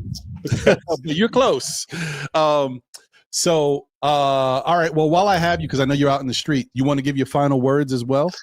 I mean, I'm just excited, bro. It's literally a new era that we're not even going to know what it looks like. Every team is different. The channel we're watching it on is different. The people commentating it is different. The way things have operated in the NBA for the last 10 years, I mean, you all have been around longer than me, but I know TNT NBA has been like the voice of the NBA. With Shaq and all these guys, and every commercial break, we got to hate on the Knicks for 10 minutes, Right. Like, it's a completely, in every way, it's different. You have new star. Who's the star of the league right now? Who knows? There's not a clear name. It's completely different, changing of the guard, different style of basketball, different teams is going to be relevant, more global. That is what I'm looking forward to the most, and I want to see the Knicks leading that. Not just embracing it, but leading that. Right. That's what I want to see. I'm with you. I agree, man. Well, listen, man, I hope for the best. I hope we keep it going and continue to grow and do things that we haven't done since I've been a Knicks fan. So, and that just means us getting to the finals and winning. So for me, because I've seen us get to the finals, we just need to win. So we'll see. You know what, Ron? I got 2 words. You know that song? She's fresh. That's what I see from the Knicks this year. A little Cool in the Gang action. Okay. All right. I like it. All right, my brother. Well, let me get over to Shah. Shah, what's your thoughts on what do you think about, not your final words, but what's your thoughts on if the Knicks don't win? And I'm not talking about just this year. If they've done all this, they've tried their best, but are you happy with the fact that they at least do you feel like you're happy and content with the fact that that the front office did what they could do to make it happen, or not? I am, and in the last couple of years under this Leon's reign has been very exciting, and it's been something to watch. We have not made moves like this, and I don't know how long. I don't know when the last time that you can actually say that you really thought that you would have Cat, OG, Mikal Bridges, and Brunson on the same team. And I mean, now with Josh Hart and a start in a second unit that is Malcolm Brogdan, a 6th man of the year, Clarkson, 6th man of the year, Yabusele, phenomenal player in the Euro League, with Mitchell Robinson, a defensive player, grab all the offensive rebounds that you want, and Deuce McBride that doesn't have to worry about being the star in the show like he did last year. He could be the off guard now to take open shots when he needs to and play great defense, point of attack defense on the offensive team. I've never seen nothing like this, and I can't wait till it starts. I have a great outlook of what they have put together, and a letdown for me is not so much of how they play out here is injury. Injury will make it a letdown for me because I don't see no letdown in this team. I believe the guys, I believe Brogdon wants to be here. I believe Clarkson wants to be here. I believe all the starting 5 guys that we had last year wants to be here. All the young guys that were here last year wants to be here. I think everybody on this team wants to win in New York. If you win in New York, you can win anywhere. You do it in New York, you can do it anywhere. So I believe that this is sky's the limit. You know what I mean? And I think that we could really take it to the the upper level, because I think this team is prime possession of having a very, very good offensive team, plus with good defensive spurts like they did last year. So I'm very optimistic about this team, and I like the way they put it together. Like I said, my only downside or my depression for anything is if injuries occur, especially to someone like Mitchell Robinson. I'm gonna be really depressed. I hear that. I hear that. So, do you have anything else? Any final words you want to add? No, thanks, man. Thank you for having me on. Salute to the family in the chat.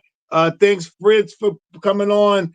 Rex for being on. Ron, thank you for giving me some time to get on your platform and show some love to the Knicks fans and talk to them. And one more thing, if anybody's on Instagram, Facebook, TikTok, all of those sites, please look up Power Formulation. That's my new thing that I'll be starting soon. Hopefully by the end of this month, I will also have a YouTube for that too. I do these things now too. If you can see them, I make these bracelets now too. I'm still doing shirts, and I got a whole lot of other stuff in my bag. So just come out and check me out. Try to log into that Power Formulation, and as soon as I start the actual, I started the actual page, but I don't have it up and running yet. So just log in, subscribe, and do all that other good stuff that we always talk about. Salute to you, Ron. Salute to the guys that's on the thing. Salute to the family in the chat. Let's get it. Nice. That's dope. All right. I'm gonna definitely do my thing and get on it, brother. I'm Please. Yes, sir. You don't got to worry about it. I will find it. All right. Dope. Fritz, my guy, same question, brother. How do you feel about this Knick organization right now? Even if they don't win, they never get a chance to win the championship. Do you feel comfortable, or at least the front office did the best they could to give the Knicks a chance to win? Yeah, I think they're doing their best. I don't think if the next couple years doesn't work out, they'll roll it into a new team. I don't think it's going to be this is 2-3 years and then it's just bad for them. I think if this doesn't work, this just something else they're going to run into. They're going to make, you know what I mean? So I think they're trying to do sustained winning. So, 30 teams want to win the championship. Only one wins it. That's a fact. That's a fact. Yeah. Any final words? Anything we look forward to? I think, if I'm not mistaken, I think you were going to do a show today or not? I'm gonna try. I do got some other things I got going though. I don't know. I'm just looking for the more speculation this week from Knicks. I'm pretty, like I said last week, it was gonna be a busy week. Yep. I think this is gonna be another busy week. I think you're gonna hear some moves around the NBA. Finally, some more movement, and maybe some more players hitting free agency. Hey, Fritz, you think Simmons gets the contract? No, I think he Retires. I think I don't think he's gonna announce it. I think I think his ego was bruised. I think the Knicks is a perfect came spot. off at $2 million, right? Yeah. But I expect like a lot of people are talking about Kolek for a pick or something like that. I'm really looking at it consolidation. So 2-for-1 trades, 3-for-2, those type of things. Not Kolek for nothing. I hear you on that.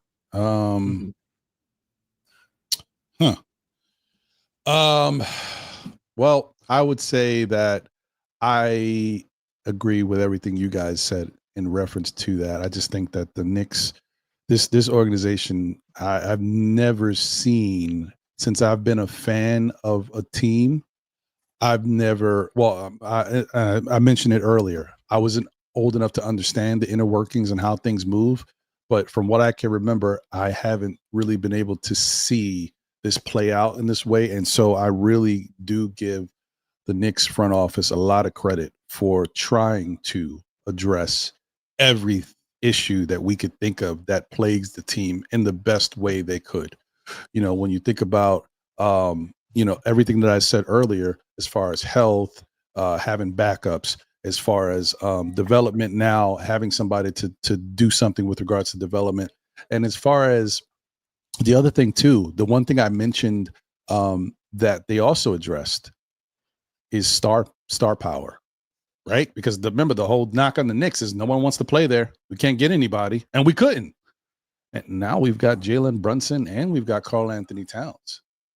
Both guys. Now, granted, Jalen Brunson wasn't a star when we got him. Like he became who he really is with us, but Karl Anthony Towns was, you know. So that's another good thing, that the Knicks were also able to address star power, and even the stars that we didn't get. We're on everybody's radar now.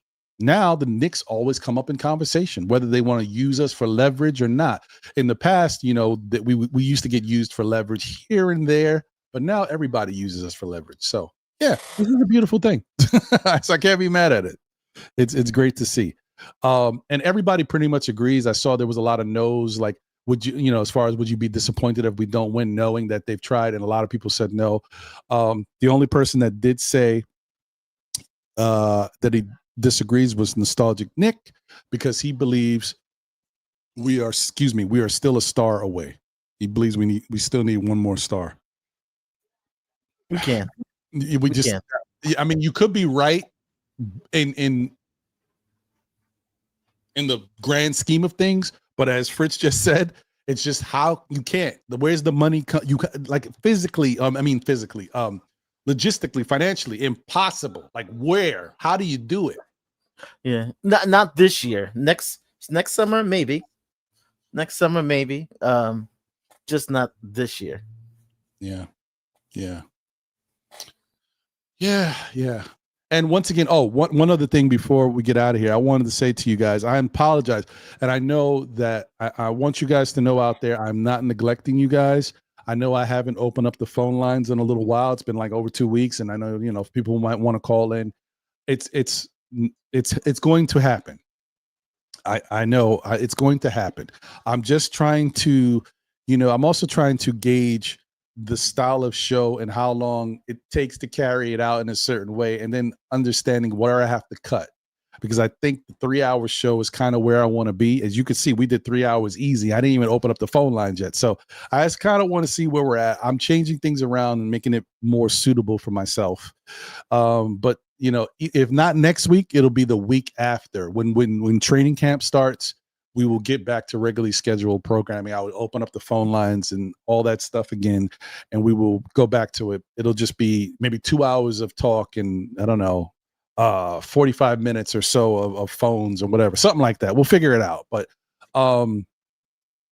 it'll still be talking, but just bear with me, guys. But once again, I want to say thank you to everybody who's been here. I appreciate you guys. Please smash that like button and subscribe if you're not already subscribed. Share it out with your peoples. We are on the road to 10K subscribers. And if you haven't smash that like button. It looks a little something like this.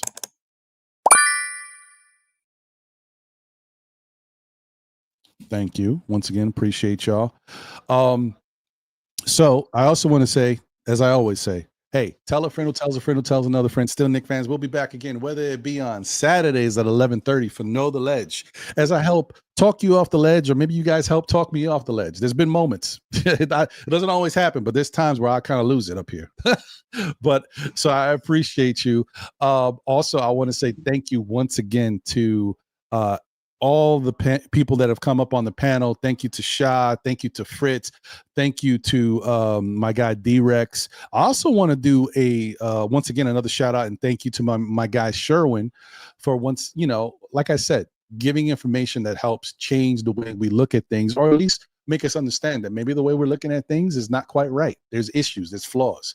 Appreciate you once again for that, Sherwin, with that whole defensive rating stuff. Shout out to everybody in the chat once again. Thank you guys for being here. Remember, no matter what, the good, the bad, the ups and downs, we are still Knicks fans. We are here, baby. We are here 10 days away from media day, 11 days away from training camp for the New York Knicks. And let's not forget those 2 preseason games in Dubai. That should be very interesting. That's still a little ways away though. But once again, thank you guys for everything. Appreciate the support as always. And as I always say, be good, But if you can't be good at it.